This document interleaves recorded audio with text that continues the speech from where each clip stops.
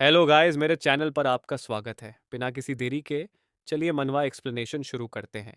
एक लड़का जो पैदा तो हुआ था एक रॉयल फैमिली में, लेकिन उसकी जिंदगी एक नौकर से भी ज्यादा बेकार बना दी गई थी। ये कहानी एक इन ली की जिसे उसके अपने पिता ने कब का भुला दिया था, जिसे उसके भाई नकारा कहकर जलील करते थे और रहने के लिए उसे एक सुअर के बाड़े जैसा टूटा फूटा कमरा दे दिया गया था। पूरी दुनिया का मानना था कि ये लड़का जिंदगी में कभी कुछ नहीं कर पाएगा। सबके लिए वो सिर्फ एक वेस्ट था, एक ऐसा बोझ जिसे बस मरने के लिए छोड़ दिया गया हो। लेकिन दोस्तों, किस्मत कब पलट जाए कोई नहीं जानता। जिस दिन उसके गले का वो पुराना नेकलेस टूटा, उसी दिन उसकी जिंदगी ने नया मोड़ ले लिया। जो चीजें लोग कूड़े में फेंक देते थे, वही वेस्ट पिल्स इस लड़के के लिए खजाना बन गई। और यहीं से शुरू होता है जीरो से हीरो बनने का वो सफर, जहां एक बेकार समझा जाने वाला लड़का अपनी ताकत से उन सबका घमंड तोड़ देता है जिन्होंने कभी उसे रुलाया था। अब सवाल यह है कि कैसे गुड फॉर नथिंग पूरी दुनिया का सबसे ताकतवर एम्परर बन गया, और क्या किनली अपने ही परिवार से अपना हक वापस छीन पाएगा। ये कहानी सिर्फ पावर की नहीं है, ये कहानी है रिवेंज, एक्शन और एक धमाकेदार कमबैक की। तो कुर्सी की पेटी बांध लीजिए, क्योंकि किनली का असली खेल अब शुरू होने वाला है। कहानी की शुरुआत किन फैमिली के आलिशान घर के मेन गेट से होती है। आज का दिन बेहद खास है क्योंकि आज किन फादर का बर्थडे है और पूरे घर में जश्न का माहौल है। इसी भीड़ भाड़ और खुशी से दूर हम घर के सबसे छोटे बेटे किन ली को देखते हैं, जो दरवाजे के बाहर अकेला खड़ा होता है। परिवार के लोग और नौकर उसे नकारा समझते हैं। उसके हाथ में एक छोटा सा बॉक्स होता है। वो बस किसी तरह अंदर जाकर अपने पिता को यह तोहफा देना चाहता है और उन्हें लंबी उम्र की बधाई देना चाहता है। लेकिन इससे पहले कि वो अंदर कदम रख पाता, उसका रास्ता उसका बड़ा भाई किन यू रोक लेता है। किन यू की आंखों में किनली के लिए सिर्फ नफरत होती है, क्योंकि किनली के पास कल्टीवेशन का कोई टैलेंट नहीं है। वो उसे जलील करते हुए कहता है कि वो इस घर में पैर रखने के लायक भी नहीं है। किनली बेचारा समझाता है कि वो पिछले 3 सालों से अपने पिता से नहीं मिला है और आज के दिन वो बस एक बार उनकी शक्ल देखना चाहता है। लेकिन उसकी ये मासूम सी जिद सुनकर किन यू का गुस्सा और बढ़ जाता है। वो आगे बढ़कर गुस्से में किनली का कॉलर पकड़ लेता है और उसे मारने के लिए अपना हाथ हवा में उठा लेता है। ठीक उसी वक्त वहां एक दमदार एंट्री होती है किन ली के दूसरे भाई किन फेंग की। वो तुरंत बीच में आकर किन यू को रोक देता है। वो बेहद ठंडे लेकिन सख्त लहजे में किन यू को चेतावनी देता है कि वो उनके ठहरे छोटे भाई को बुली करने की कोशिश न करे। किन फेंग का खौफनाक ऑरा देखकर किन यू की हालत खराब हो जाती है। वो बुरी तरह डर जाता है और चुपचाप अपना सर झुकाकर माफी मांग लेता है। जब किन यू वहां से चला जाता है, तब किन फेंग मुड़ता है और किन ली के हाथ में उस छोटे बॉक्स के बारे में पूछता है, जो दरअसल उनके पिता के लिए बर्थडे गिफ्ट होता है। वो बड़े प्यार और नर्म आवाज में किन ली को समझाता है कि इस वक्त उनके पिता बड़े बड़े इमॉर्टल एल्डर्स के स्वागत में बहुत बिजी हैं और अभी उससे नहीं मिल सके, इसलिए वो उसे दुखी न होने की सलाह देता है। ये सुनकर किनली का दिल टूट जाता है। वो अपना सर झुका लेता है और हल्की लेकिन दर्द भरी आवाज में पूछता है, क्या पिताजी मुझे भूल चुके हैं? ये सवाल सुनकर किनफेंग के पास कोई जवाब नहीं होता। वो बस किनली को दिलासा देता है, लेकिन अपने दिल का दुख अपने अंदर ही दबा लेता है। जब वो किनली को वहां से विदा करता है, तो वो मन ही मन सोचता है, छोटे ली, इसमें पिता को दोष मत देना, बल्कि इस कल्टीवेशन प्लान को दोष दो जो इतना पत्थर दिल हो चुका है। यहां से निकलने के बाद किनली एक दूसरे रास्ते से वापस जा रहा होता है, लेकिन उसका बुरा वक्त यहां भी उसका पीछा नहीं छोड़ता। रास्ते में उसे किन फैमिली के कुछ अमीर यंग मास्टर्स का ग्रुप मिल जाता है। वो सब किनली को देखते ही जोर जोर से हंसने लगते हैं और उसका मजाक उड़ाते हुए कहते हैं कि देखो ये नकारा इंसान कितना बेशर्म है, जो हर साल बर्थडे पार्टी में मुंह उठा के चला आता है। उनकी कड़वी बातें सुनकर किनली का खून खौल उठता है। वो गुस्से में अपनी मुट्ठी बंद कर लेता है और पलटकर जवाब देने के लिए तैयार होता है। उसका छोटा सा हाथ गुस्से में कांप रहा होता है और वो उन्हें पंच मारने ही वाला होता है, लेकिन आखिर में वो अपनी मजबूरी समझ जाता है। वो अपने गुस्से को घूंट कर पी जाता है और बर्दाश्त करके वहां से मुंह मोड़कर चला जाता है, जिससे उन लड़कों का घमंड और भी बढ़ जाता है। अब सीन बदलता है और हम एक पुराने टूटे फूटे घर को देखते हैं जहां किनली अकेला रहता है। ये जगह किसी भी तरह से एक यंग मास्टर के रहने लायक नहीं होती। वहां पहुंचकर वो खुद को समझाता है कि भले ही आज सब उसे नीचा दिखा रहे हैं, लेकिन सिर्फ कल्टीवेशन के जरिए ही वो खुद को साबित कर सकता है। हालांकि सच्चाई ये होती है कि पिछले 10 सालों की दिन रात की मेहनत के बावजूद किनली अभी भी स्पिरिचुअल वॉइड रेल्म के सबसे निचले लेवल पर ही अटका हुआ है। उसी पल जो नेकलेस वो हमेशा पहने रहता है, उसमें अचानक एक दरार आ जाती है। वो नेकलेस तेजी से हिलने लगता है और उसमें से एक अजीब सी मिस्टीरियस एनर्जी निकलने लगती है। ये एनर्जी पहले किनली के पूरे शरीर को घेर लेती है और फिर अचानक उसके अंदर घुस जाती है। इसके तुरंत बाद किनली की आंखें झटके से खुलती हैं और वो जोर जोर से सांसें लेने लगता है, जो इशारा करता है कि कुछ बेहद अजीब होने वाला है। किनली उस नेकलेस को हाथ में उठाकर देखता है और गहरी सोच में पड़ जाता है। वो याद करता है कि ये नेकलेस उसे बचपन में गलती से मिला था और आज ये अचानक टूट गया। तभी उसकी आंखें हैरानी से फटी रह जाती हैं, क्योंकि उसकी नजरों के ठीक सामने हवा में एक अजीब सा सर्कल बन जाता है। वो हैरानी से सोचता है कि ये क्या चीज है और तभी उसे समझ आता है कि क्या ये वही बॉटल नेक है जिसके बारे में उसके भाई किनफैंग ने बताया था। किनली खुद को शांत करने की कोशिश करता है और सोचता है कि नहीं,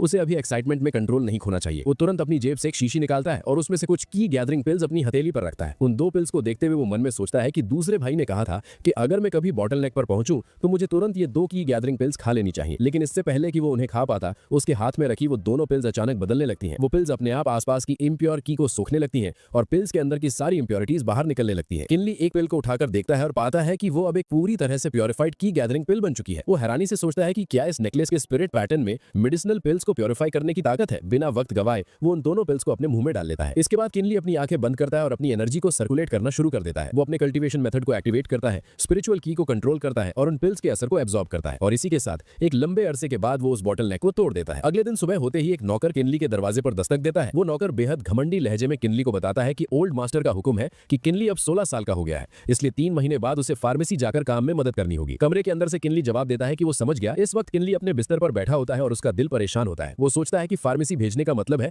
कि क्लैन सच में उसका कल्टीवेशन का रास्ता हमेशा के लिए काट देना चाहता है। वो अपने हाथों को बड़े दुख भरी नजरों से देखता है और सोचता है कि भले ही उसने अभी अभी स्पिरिचुअल वॉइड रेल्म की दूसरी लेयर पर ब्रेक थ्रू किया है, लेकिन शायद अब बहुत देर हो चुकी है। हालांकि तभी उसे ख्याल आता है कि अब जब स्पिरिट पैटर्न में मेडिसिनल पिल्स को प्योरीफाई करने का असर है, तो 3 महीने बाद फार्मेसी में मदद करना उसके लिए इसे यूज करने का एक अच्छा मौका हो सकता है। इसके बाद सीन बदलता है जहां किनियो की घबराई हुई आवाज गूंजती है। वो गुस्से में अपनी मां से पूछता है कि किनली फार्मेसी आ रहा है, तो अब वो लोग क्या करें। वो कहता है कि भले ही किनली नकारा है और वो बेवकूफ नहीं है। वो डरता है कि अगर किनली ने पिता को बता दिया कि वो लोग फार्मेसी में क्या कर रहे हैं तो मुसीबत हो जाएगी। ये सुनकर किन्यू की मां गुस्से में टेबल पर हाथ मारती है और उसे बेकार चीज कहती है। वो पूछती है कि वो किस बात से डर रहा है। वो उसे समझाती है कि वो बस अपने मामा को बता दे कि वो किनली के आने का इंतजार करे और उसे ऐसा सबक सिखाए कि उसे वहां चैन की एक सांस भी ना मिले। किन्यू ये सुनकर खुश हो जाता है और हाँ में जवाब देता है। 3 महीने बाद किनली किन फैमिली की फार्मेसी पहुंचता है और हाथ जोड़कर मैनेजर जियांग को नमस्ते करता है और बताता है कि वो आज वहां रिपोर्ट करने आया है। इससे पहले कि वो अपनी बात पूरी कर पाता, मैनेजर जियांग उसे बीच में ही टोक देता है। अंदर ही अंदर वो बूढ़ा आदमी किन यू के ऑर्डर्स याद करता है कि उस नकारा तेहवे का अच्छे से स्वागत करना है, लेकिन बाहर से वो शांत रहने का दिखावा करता है और 13वें यंग मास्टर का स्वागत करता है। मैनेजर जियांग खुशी से मुड़ता है और अपने बेटे सेकंड सन को ऑर्डर देता है कि वो 13वें यंग मास्टर को उनके कमरे में ले जाए। सेकंड सन धीमी आवाज में किन ली को रास्ता दिखाता है और उसे आराम करने वाली जगह ले जाता है। वो एक दरवाजे के सामने रुकते हैं और सेकंड सन कहता है कि वही उनका रेजिडेंस है और दरवाजा खोल देता है। किनली अंदर का नजारा देखकर सदमे में आ जाता है। वो कमरा किसी टूटे फूटे घर जैसा होता है जहां फर्नीचर बिखरा पड़ा होता है, जो किसी इंसान के रहने लायक बिल्कुल नहीं लगता। वो नौकर किनली के एक्सप्रेशन पर ध्यान नहीं देता और दिखावे के लिए कहता है कि वो उनका सामान अंदर रख देता है। तभी पीछे से एक आवाज आती है जो सेकंड सन को पुकारती है। एक मोटी औरत वहां चलती हुई आती है और तेज आवाज में कहती है कि जल्दी से उसके कमरे के लिए गर्म पानी लाया जाए, क्योंकि इस ठंड ने उसे मार ही डाला है। सेकंड सन डरकर कहता है कि वो अभी 13वें यंग मास्टर को रास्ता दिखा रहा है। ये सुनकर वो औरत चिढ़कर आवाज निकालती है। इस पॉइंट पर किनली आखिरकार बोलता है और पूछता है कि क्या उनसे कोई गलती हुई है, क्योंकि ये कमरा रहने लायक नहीं है। ये सुनकर मैनेजर की बीवी घमंड से किनली के पास आती है। किनली डरता नहीं है और उसकी आंखों में आंखें डालकर देखता है। वो औरत बिना सोचे किनली का गाल पकड़कर खींचती है और उसे नकारा यंग मास्टर कहती है। वो कहती है कि उसे डर है कि किनली को किन फैमिली के रूल्स नहीं समझ आए। वो बताती है कि उसकी कल्टीवेशन लेवल इतनी कम है कि वो पिल फर्नेस में पिल्स भी रिफाइन नहीं कर सकता, इसलिए वो सिर्फ मजदूरी करने के लायक है। वो कहती है कि एक मजदूर की जगह यही है, इसलिए वो एहसान फरामोश न बने।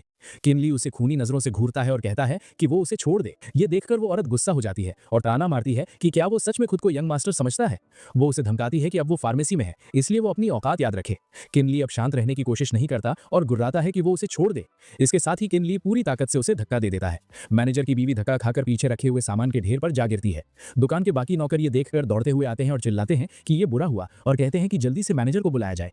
किनली अपनी आंखें सिकोड़कर उसे देखता है और सोचता है कि भले ही उसने गुस्से में एक्ट किया, लेकिन ऐसा नहीं है कि वो अपनी ताकत कंट्रोल नहीं कर सकता था। फिर वो अपने हाथ को देखता है और महसूस करता है कि कुछ तो बदला है।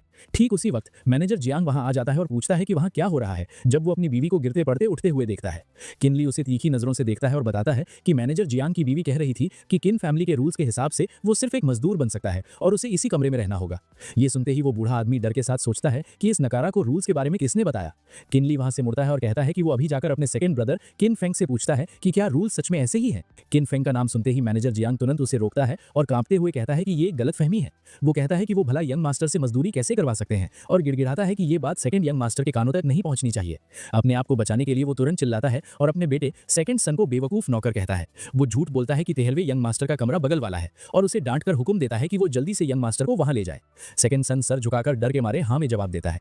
फिर किनली को तुरंत वहां से ले जाया जाता है और सेकंड सन उसे बड़े अदब से अपने पीछे आने के लिए कहता है। जैसे ही वो दोनों वहां से जाते हैं, मैनेजर जियांग का वो नकली शरीफ चेहरा तुरंत उतर जाता है। वो गुस्से में वहां खड़े नौकरों पर चिल्लाता है और पूछता है कि वो लोग वहां खड़े होकर क्या देख रहे हैं और उन्हें तुरंत डॉक्टर बुलाने का हुक्म देता है।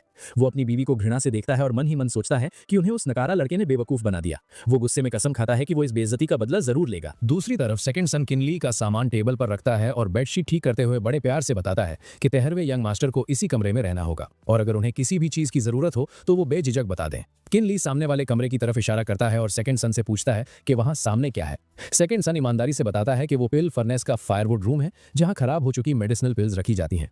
वो समझाता है कि आमतौर पर एक भी सही पिल बनाना बहुत मुश्किल होता है, इसलिए बाकी सारी वेस्ट पिल्स वहां डिस्पोजल के लिए रखी जाती हैं। ये सुनकर किनली धीमी आवाज में खुद से कहता है कि वेस्ट पिल्स, और तभी उसके दिमाग में एक प्लान आता है। उसी रात पिल फर्नेस के उस कमरे के बाहर 2 लोग पहरा दे रहे होते हैं। किनली चुपके से एक झाड़ी के पीछे छिप जाता है और उनके जाने का इंतजार करता है। जैसे ही वो लोग वहां से जाते हैं, किनली दौड़कर दरवाजे तक पहुंचता है और उसे धीरे से खोलकर अंदर देखता है। वहां जमीन पर हजारों वेस्ट पिल्स बिखरी पड़ी होती हैं, जिन्हें देखकर किनली हैरान रह जाता है कि यहाँ कितनी सारी पिल्स हैं। वो अंदर जाता है और एक पिल उठाकर उसे गौर से देखता है। वो कोशिश करता है कि अपने स्पिरिट पैटर्न से उसे प्योरीफाई करे। अचानक वो पिल रिएक्ट करती है, जिसे देखकर किनली खुश हो जाता है और सोचता है कि उसका स्पिरिट पैटर्न सच में पिल्स को प्योरीफाई कर सकता है। वो खुद को समझाता है कि भले ही उसका कल्टीवेशन टैलेंट खराब है, लेकिन ये पिल्स उसकी स्पिरिचुअल की को बढ़ा सकती हैं और उसकी स्पीड तेज कर सकती हैं। लेकिन तभी वो पिल अचानक उसके हाथ में फट जाती है।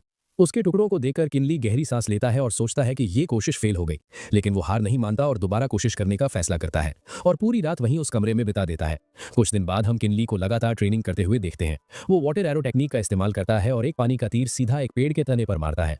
वो दोबारा हाथ घुमाता है और दूसरा एरो मारता है, जो इस बार जोर की आवाज के साथ लगता है।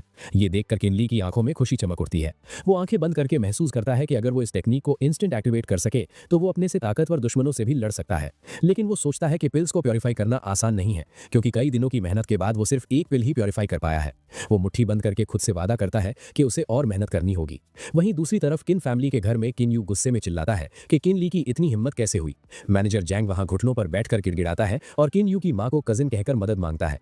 वो झूठ बोलता है कि उस जानवर ने न सिर्फ मारा पीटा, बल्कि धमकी भी दी है कि अगर उन्होंने उसे परेशान किया तो वो उन्हें छोड़ेगा नहीं। किन यू की मां चुपचाप बैठी रहती है और तिरछी नजरों से देखती है। ये सुनकर किन यू के चेहरे पर एक ठंडी मुस्कान आ जाती है और वो कहता है कि वो उस नाकारा को ऐसा सबक सिखाएगा कि वो याद रखेगा।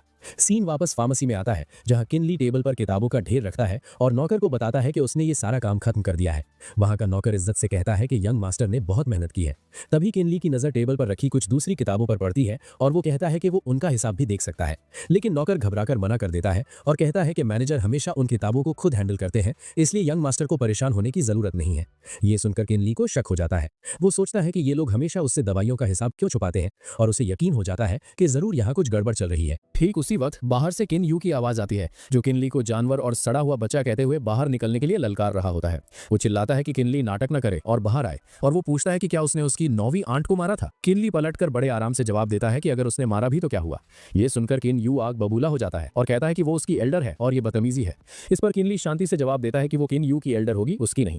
किनली का ये ठंडा रवैया देखकर किन यू का गुस्सा फट पड़ता है। वो कहता है कि किनली की हिम्मत कैसे हुई उसका पूरा नाम लेने की, और एक बड़ा भाई होने के नाते वो आज उसे सबक सिखा कर रहेगा। ये सुनते ही किनली के दिमाग में वो सारी पुरानी यादें ताजा हो जाती हैं जब उसे बुली किया गया था, और वो सोचता है कि किन यू के पास कोई हक नहीं है खुद को बड़ा भाई कहने का। किन यू ऐलान करता है कि वो अभी दिखाता है कि किसके पास हक है, और गुस्से में किन ली की तरफ लपकता है। लेकिन किन ली तुरंत अपनी वाटर एरो टेक्निक यूज करता है। एक तीर तेजी से निकलता है जिसे देखकर किन यू दंग रह जाता है और हकलाते हुए हैरानी जताता है कि क्या ये स्पिरिचुअल आर्ट है। इस वक्त किन ली की नजरें बेहद तेज हो जाती है और उसके शरीर के चारों तरफ की घूमने लगती है। किन यू दांत पीसते हुए कहता है कि किन ली ने स्पिरिचुअल वॉइड रियल्म की दूसरी लेयर तोड़ दी है, तभी वो इतना घमंडी हो गया है। वो गुस्से में आगे बढ़ता है, लेकिन किन ली उसे एक हाथ से रोक लेता है और तुरंत दूसरा एरो क्रिएट करके सीधा किन यू पर मारता है। किस्मत से किन यू वक्त पर अपना डिफेंस बना लेता है, वरना आज उसका काम तमाम हो जाता। किन यू की आंखों में साफ हैरानी दिखती है और वो सोचता है कि ये नामुमकिन है कि इस लड़के की टेक्निक इतनी तेज कैसे हो सकती है। इधर किन ली मन ही मन किन यू की ताकत का अंदाजा लगाता है और सोचता है कि किन यू ने जो प्रोटेक्टिव शील्ड बनाई है वो उसकी बहुत सारी एनर्जी खा जाएगी, इसलिए वो ज्यादा देर टिक नहीं पाएगा। कुछ ही देर में दुकान के बाहर भारी भीड़ जमा हो जाती है। लोग आपस में फसफुसाने लगते हैं कि क्या ये वही नकारा 13वां मास्टर नहीं है, क्योंकि आज तो 9वां यंग मास्टर उसके सामने टिक ही नहीं पा रहा। ये सुनकर किन यू शर्म और गुस्से से पागल हो जाता है। वो अपनी पूरी ताकत लगाकर फायर एनर्जी बनाता है और चिल्लाता है कि आज वो किन ली को जान से मार देगा। किन ली मुस्कुराता है और किनारे से पूछता है कि क्या उसे सच में ऐसा लगता है। उसकी वाटर एनर्जी तेजी से किन यू को घेर लेती है और वो ऐलान करता है कि किन यू पहले ही हार चुका है। अगले ही पल किन ली का हमला इतना तेज होता है कि किन यू के हाथ की आग बुझ जाती है और वो हवा में उड़ता हुआ दूर जाकर गिरता है। ये नजारा देखकर भीड़ हैरान रह जाती है और सब लोग किन यू को उठाने के लिए दौड़ पड़ते हैं और उसे 9वें यंग मास्टर कहकर उठाते हैं। हारने के बावजूद किन यू अपनी हार नहीं मानता। वो जमीन पर पड़े पड़े चिल्लाता है कि किन ली ने उसे मारने की हिम्मत कैसे की, और वो पिताजी से शिकायत करेगा कि किन ली ने अपने बड़े भाई की बेइज्जती की है। किन ली उसे घूरता है और कहता है कि बेइज्जती किसने की, क्योंकि हमला पहले किन यू ने किया था। वो सबके सामने खुलासा करता है कि ये लोग उसे इसलिए दबा रहे हैं क्योंकि ये नहीं चाहते कि मेडिसिन फर्नेस का सच बाहर आए। वो किन यू को चैलेंज करता है कि वो शौक से पिताजी को रिपोर्ट करे, क्योंकि किन ली खुद यही चाहता है ताकि इनका काला सच सबके सामने आ जाए। किन यू ये सब सुनने के बाद गुस्से से भड़क उठता है, लेकिन वो कुछ कर नहीं पाता और बस लाचार होकर रह जाता है। अगले दिन किन फैमिली के मेन हॉल के अंदर सब लोग इकट्ठा होते हैं। किन यू की माँ वहां सबके सामने बैठी झूठे आंसू बहाने का नाटक करती है। आसपास खड़े लोग आपस में फुसफुसाने लगते हैं। कोई कहता है कि उन्होंने सुना है कि किन यू को बुरी तरह पीटा गया है, और कोई हैरानी से पूछता है कि क्या ये काम उस नकारा किन ली ने किया है, जो कि नामुमकिन लगता है। एक छिपे हुए कोने में किन ली अपनी नजरें झुका लेता है और उसके दिल में गहरा दुख होता है। वो सोचता है कि उसने कभी नहीं सोचा था कि वो अपने पिता से इस तरह मिलेगा। मेन सीट पर कोई और नहीं बल्कि किन ली के पिता किन फादर किन हुआ बैठे होते हैं। किन यू की मां बेसब्री से आगे बढ़ती है और घुटनों पर बैठकर रोते हुए किन फादर से कहती है कि उन्हें इंसाफ चाहिए। किन फादर ठंडे लहजे में उन्हें खड़े होने और बोलने के लिए कहते हैं। वो डांटते हुए पूछते हैं कि वो रो क्यों नहीं है, और कहते हैं कि भाइयों के बीच लड़ाई जैसी घटिया बात पर वो तमाशा ना करे। फिर वो एक पल के लिए रुकते हैं और अपनी नजरें किन ली की तरफ घुमाते हैं, लेकिन वो उसका नाम तक याद नहीं कर पाते। ये देखकर किन फेंग समझ जाता है और झुककर अपने पिता को याद दिलाता है कि ये 13वां ब्रदर किन ली है। ये सुनते ही किन फादर चिल्लाते हैं और किन ली को अनफिलियल सन कहते हुए पूछते हैं कि उसने अपने बड़े भाई को क्यों मारा। किन ली बिना किसी डर के वहीं घुटनों पर बैठ जाता है और अपने पिता को सजदा करते हुए प्रणाम करता है। वो बाहर से तो शांत दिखता है, लेकिन अंदर ही अंदर उसे बहुत दुख होता है कि उसके पिता उसे पहचानते तक नहीं। किन फादर नाक चढ़ाकर उसे जल्दी जवाब देने का हुक्म देते हैं। किन ली बिना डरी जवाब देता है कि आज के झगड़े की शुरुआत किन यू ने की थी, जो पहले उससे लड़ने आया था, इसलिए वो पिता से निष्पक्ष फैसला करने की मांग करता है। ये सुनते ही किन यू की मां जोर से बीच में बोल पड़ती है। वो चिल्लाकर कहती है कि ये बकवास है और इल्जाम लगाती है कि किन ली किन यू से जलता था, इसलिए उसने स्नीक अटैक किया है। किन ली का चेहरा गुस्से से काला पड़ जाता है और वो कहता है कि वो औरत उस पर झूठे इल्जाम लगा रही है। इस पर वो औरत अपनी उंगली उठाकर चीखती है और कहती है कि वो झूठी नहीं है, बल्कि किन ली ही वो विलन है जो उल्टा चोर कोतवाल को डांट रहा है।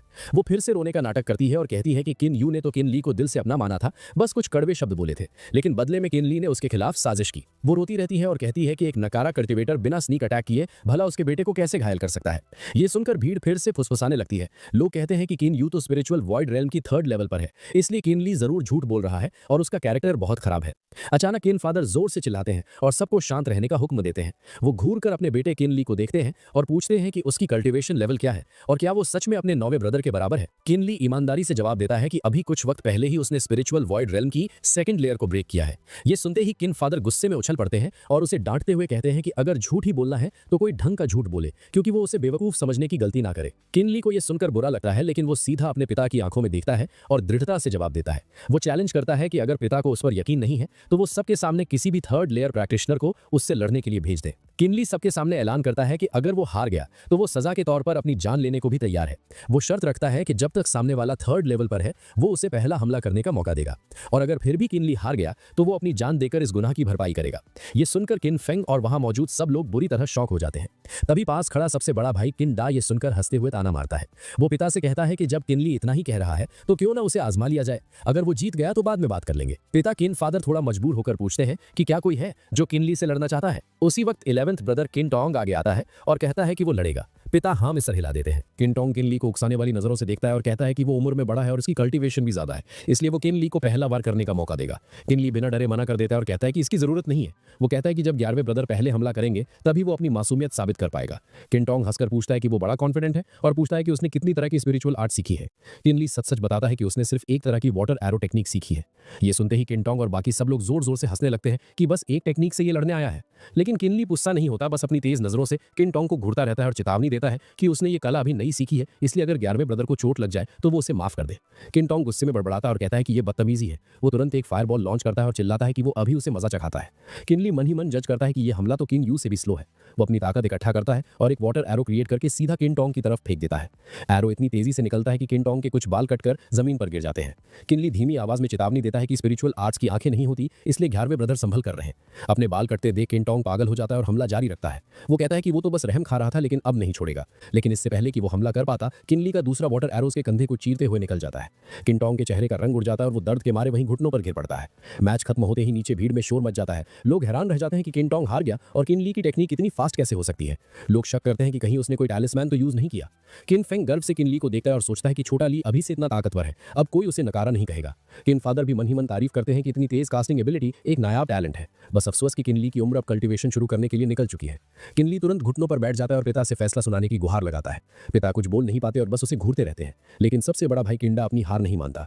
वो आगे आकर पिता से कहता है कि भले ही किन ली ने यह साबित कर दिया कि वो स्नीक अटैक नहीं था, लेकिन ये सच अभी भी वही है कि भाइयों ने आपस में लड़ाई की है।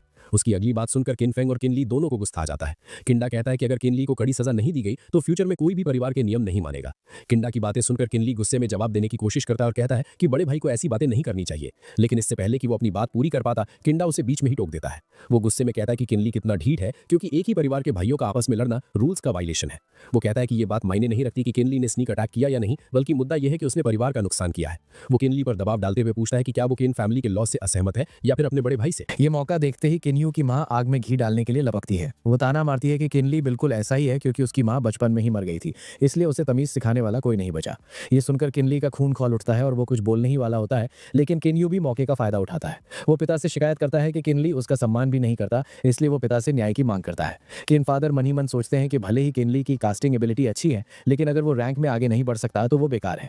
इसलिए वो किंडा की बात से सहमत होते हुए कहते हैं कि किनली को सिखाने वाला कोई नहीं है, इसलिए वो अपनी मनमानी करता है और उसे डिसिप्लिन सिखाना जरूरी है।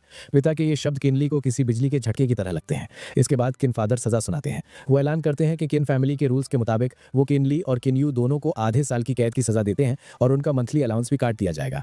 वो किन्यू की तरफ मुड़ते हैं और कहते हैं कि वो घायल है, इसलिए वो अपने कमरे में जाकर आराम करे और अगले 6 महीने तक मेडिसिन फर्नेस के मामलों में दखल ना दे। किन्यू खुशी खुशी सर झुकाकर हाँ कर देता है। फिर पिता किनली की तरफ देखते हैं और सख्ती से कहते हैं कि उसे अगले 6 महीने तक पेलवुड शेड में कड़ी मजदूरी करनी होगी। वो उसे नसीहत देते हैं कि वो वहां रहकर अपने दिमाग और कैरेक्टर को सुधारे। फैसला सुनाने के बाद वो सबको चेतावनी देते हैं कि अगर किसी ने दोबारा ऐसी गलती की तो उसे बिना रहम के सजा दी जाएगी, और फिर सबको जाने का हुक्म दे देते हैं। जाते जाते किन फादर किनली के पास से गुजरते हैं और ठंडी आवाज में पूछते हैं कि वो अभी तक वहां से गया क्यों नहीं, लेकिन किनली जिद्दी होकर वहीं बैठा रहता है और हिलने का नाम नहीं लेता। शाम हो जाती है और किन फैमिली के एस्टेट में अंधेरा छा जाता है। किन फेंग किनली के पीछे पीछे आता है और उसे समझाने की कोशिश करता है कि पिता परिवार के मुखिया है, इसलिए वो मजबूर है और किनली को बस माफी मांग लेनी चाहिए। ये देखकर किन्यू वहां आता है और मजाक उड़ाते हुए कहता है कि अब किनली का वो जोश कहा गया। वो ताना मारता है कि अब किनली के पास खाने को भी नहीं है, बस वो वुडशेड में धुआं फाकता रहेगा। किंडा भी इस मजाक में शामिल हो जाता है और कहता है कि किनली ने पिता से जुबान लड़ाने की हिम्मत कैसे की, उसे अपनी औकात देखनी चाहिए। किन फेंग से ये बर्दाश्त नहीं होता और वो गुस्से में कहता है कि ये लोग हद पार कर रहे हैं। वो उन्हें मारने के लिए आगे बढ़ता है, लेकिन किन्यू उसे रोक लेता है। तभी किनली अपनी चुप्पी तोड़ता है। वो कहता है कि ये लोग बस अपने फैमिली स्टेटस का फायदा उठाकर उसे दबा रहे हैं, वरना इनमें खुद की कोई काबिलियत नहीं है। इस पर किंडा घमंड से कहता है कि तो क्या हुआ। वो किनली को याद दिलाता है कि भले ही उसने सेकंड लेयर तोड़ दी हो, लेकिन किन फैमिली के बाहर वो कुछ भी नहीं है। किनली बिना डरे ऐलान करता है कि भले ही वो किन फैमिली छोड़ दे, फिर भी वो गर्व से खड़ा रहेगा, इन लोगों की तरह भीड़ का हिस्सा नहीं बनेगा। ये सुनकर किंडा उसे उकसाता है कि अगर वो इतना ही महान है तो किन फैमिली छोड़ क्यों नहीं देता। किनली अपना होठ चबाता है और दृढ़ता से जवाब देता है कि वो दिन जरूर आएगा और वो इन सबको पछताने पर मजबूर कर देगा। किन फेंग उसे रोकने की कोशिश करता है कि उसे ऐसी बातें नहीं करनी चाहिए, लेकिन बाकी लोग हंसने लगते हैं और कहते हैं कि बातें करना आसान है, अगर हिम्मत है तो अभी निकल जाए। किनली बिना एक शब्द बोले वहां से मुड़ता है और चला जाता है। किन फेंग उसके पीछे जाता है और समझाता है कि वो जानता है कि किनली की बहुत बेइज्जती हुई है, लेकिन आखिरकार ये उसका घर है। किनली आसमान में चमकते हुए चांद को देखता है और भारी मन से कहता है कि घर शब्द उसे बहुत क्रूएल और कोल्ड लगता है। उसकी आंखों से एक आंसू गिरता है और वो कसम खाता है कि आज के बाद वो किन फैमिली के लिए एक भी आंसू नहीं बहाएगा। देर रात गए किनली उस पिल रूम के वुडशेड का दरवाजा खोलता है और अंदर जाता है। वो सोचता है कि वो इस परिवार का पहला बेटा है जिसे मजदूरी करने पर मजबूर किया गया है और जिसके साथ इतना बुरा बर्ताव किया गया है। वो अंदर जाकर अपनी प्योरिफिकेशन एबिलिटी से काम की पिल्स ढूंढने लगता है। वो पाता है कि भले ही ये कमरा किसी सुअर के बाड़े से भी गया गुजरा है, लेकिन यहाँ ढेर सारी वेस्ट पिल्स हैं जो उसके लिए खजाना है। किनली की आंखों में एक आग दिखाई देती है और वो फैसला करता है कि वो इस गुस्से को अपनी ताकत में बदल देगा और जी जान से कल्टिवेशन करेगा।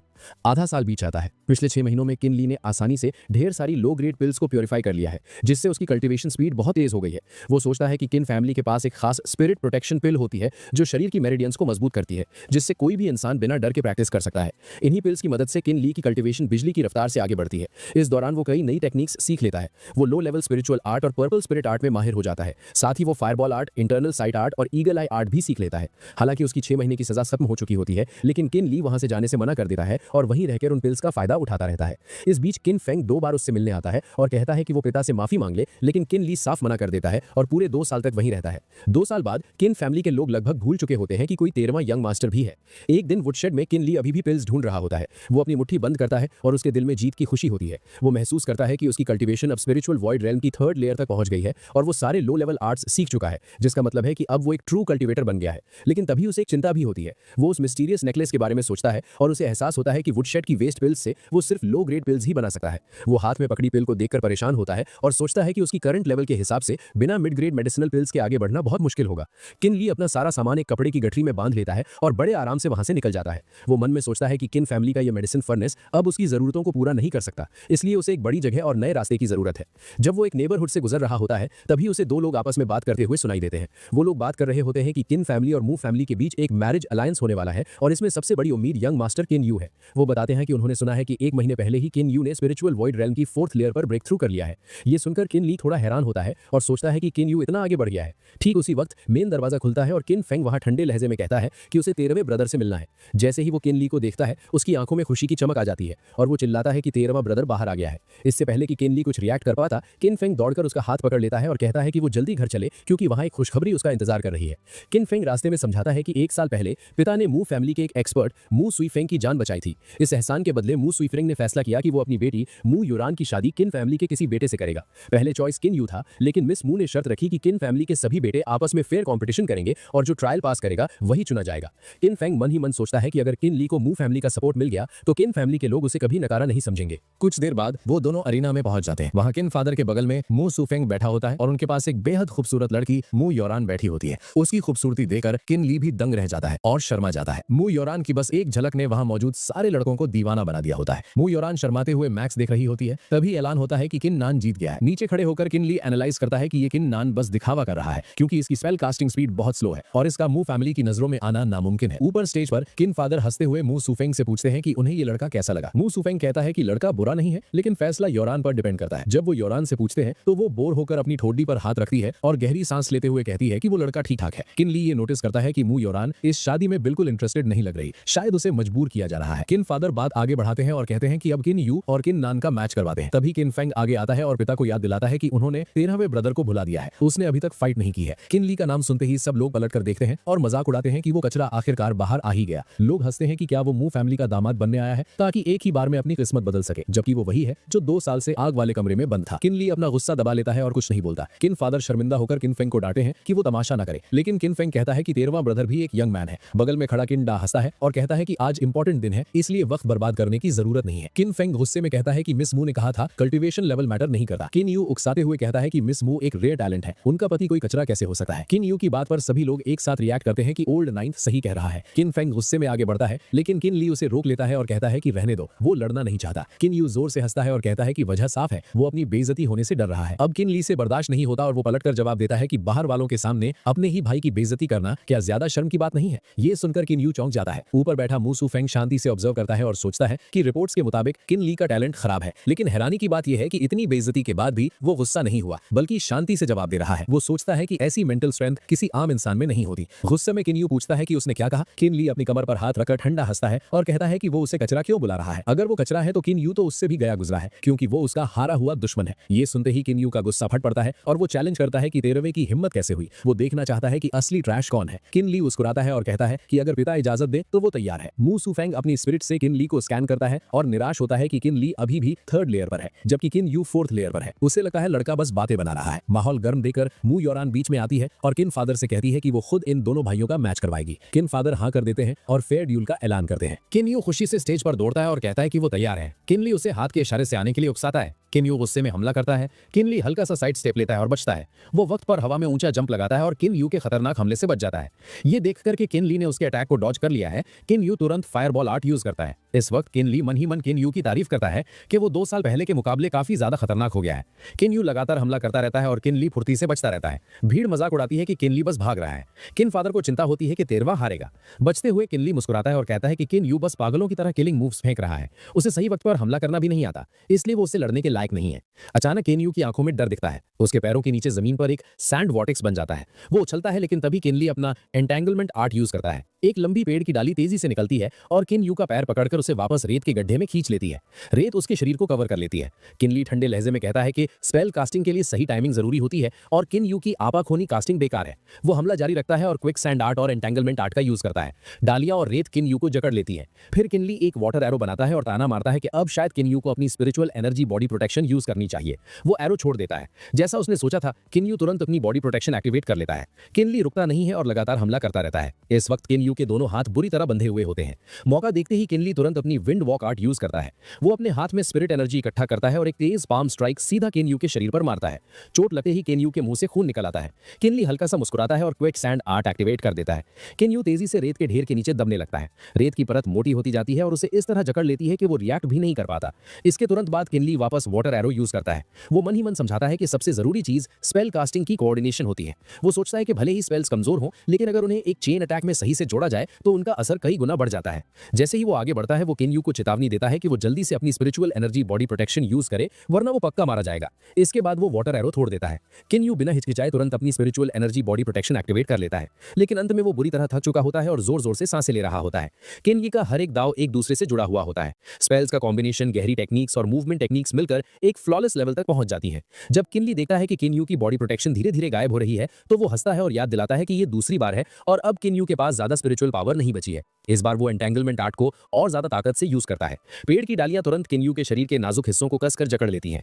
किनली उसे जीत भरी नजरों से देखता है और कहता है कि वो आज उसे एक आखिरी दाव सिखाता है। वो उसे समझाता है कि कमजोर वो नहीं होते जिनका लेवल कम होता है, बल्कि जरूरी ये होता है कि इंसान मौके का फायदा उठाना जानता हो। इसके तुरंत बाद एक फायरबॉल सीधा किनयू की तरफ उड़ता है। किनली धीरे से ऐलान करता है कि किनयू हार चुका है। किनयू जिद करके अपनी spiritual energy body protection use करने की कोशिश करता है, लेकिन आखिर में वो उस फायरबॉल की ताकत को रोक नहीं पाता। उसकी आंखों में साफ डर दिखाई देता है। लगातार इतने खतरनाक हमले झेलने के बाद उसकी बॉडी प्रोटेक्शन अब पहले जितनी मजबूत नहीं रह गई थी। किनयू की बॉडी प्रोटेक्शन फायरबॉल की ताकत के सामने पल भर में चकनाचूर हो जाती है। वो इतनी बुरी तरह पिटता है कि वो खून से लथपथ होकर जमीन पर गिर पड़ता है। नीचे खड़े सभी नौजवान ये देखकर दंग रह जाते हैं। वो हैरानी से सोचते हैं कि ये तेरवा कब से स्पेल्स कास्ट करने में इतना माहिर हो गया।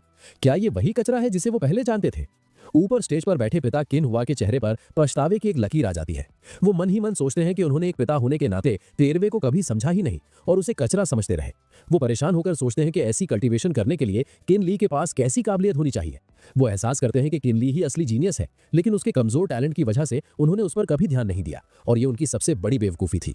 दूसरी तरफ मू सू फैंग किन ली की परफॉर्मेंस से बेहद खुश दिखते हैं। वो सोचते हैं कि अगर उन्हें ऐसा दामाद मिल जाए तो इससे कोई फर्क नहीं पड़ता कि वो किसी अरिस्टोक्रेटिक फैमिली से है या नहीं। वो मानते हैं कि अगर इस लड़के को थोड़ा वक्त दिया जाए तो ये पक्का हजारों लोगों के ऊपर खड़ा होगा और एक इलाके का शासक बनेगा। ये देखकर मू युरान का चेहरा शर्म से थोड़ा लाल हो जाता है। वो मुड़ती है और अपने पिता मू सू फैंग के कान में कुछ फुसफुसाती है। मू सू फैंग बड़े जोश के साथ किन फादर की तरफ मुड़ते हैं और कहते हैं कि गुड नेफ्यू, किन ली की परफॉर्मेंस ने उनकी उम्मीदों को भी पीछे छोड़ दिया है। वो कहते हैं कि उनका ये ट्रिप बेकार नहीं गया। किन फादर राह की सांस लेते हैं। वो कहते हैं कि उन्हें हमेशा डर था कि मिस मू इस मैरिज अलायंस में दिलचस्पी नहीं लेंगी। वो मू सू फैंग से पूछते हैं कि क्या इसका मतलब यह है कि उनकी भतीजी मू युरान ने अपने दिल में किसी को चुन लिया है। मू सू फैंग तुरंत जवाब देते हैं कि उन्हें लगता है कि किन ली सबसे सूटेबल है। किन फादर खुशी से सहमत हो जाते हैं और कहते हैं कि ठीक है, अगर ऐसा है तो वो इस रिश्ते को पक्का करते हैं।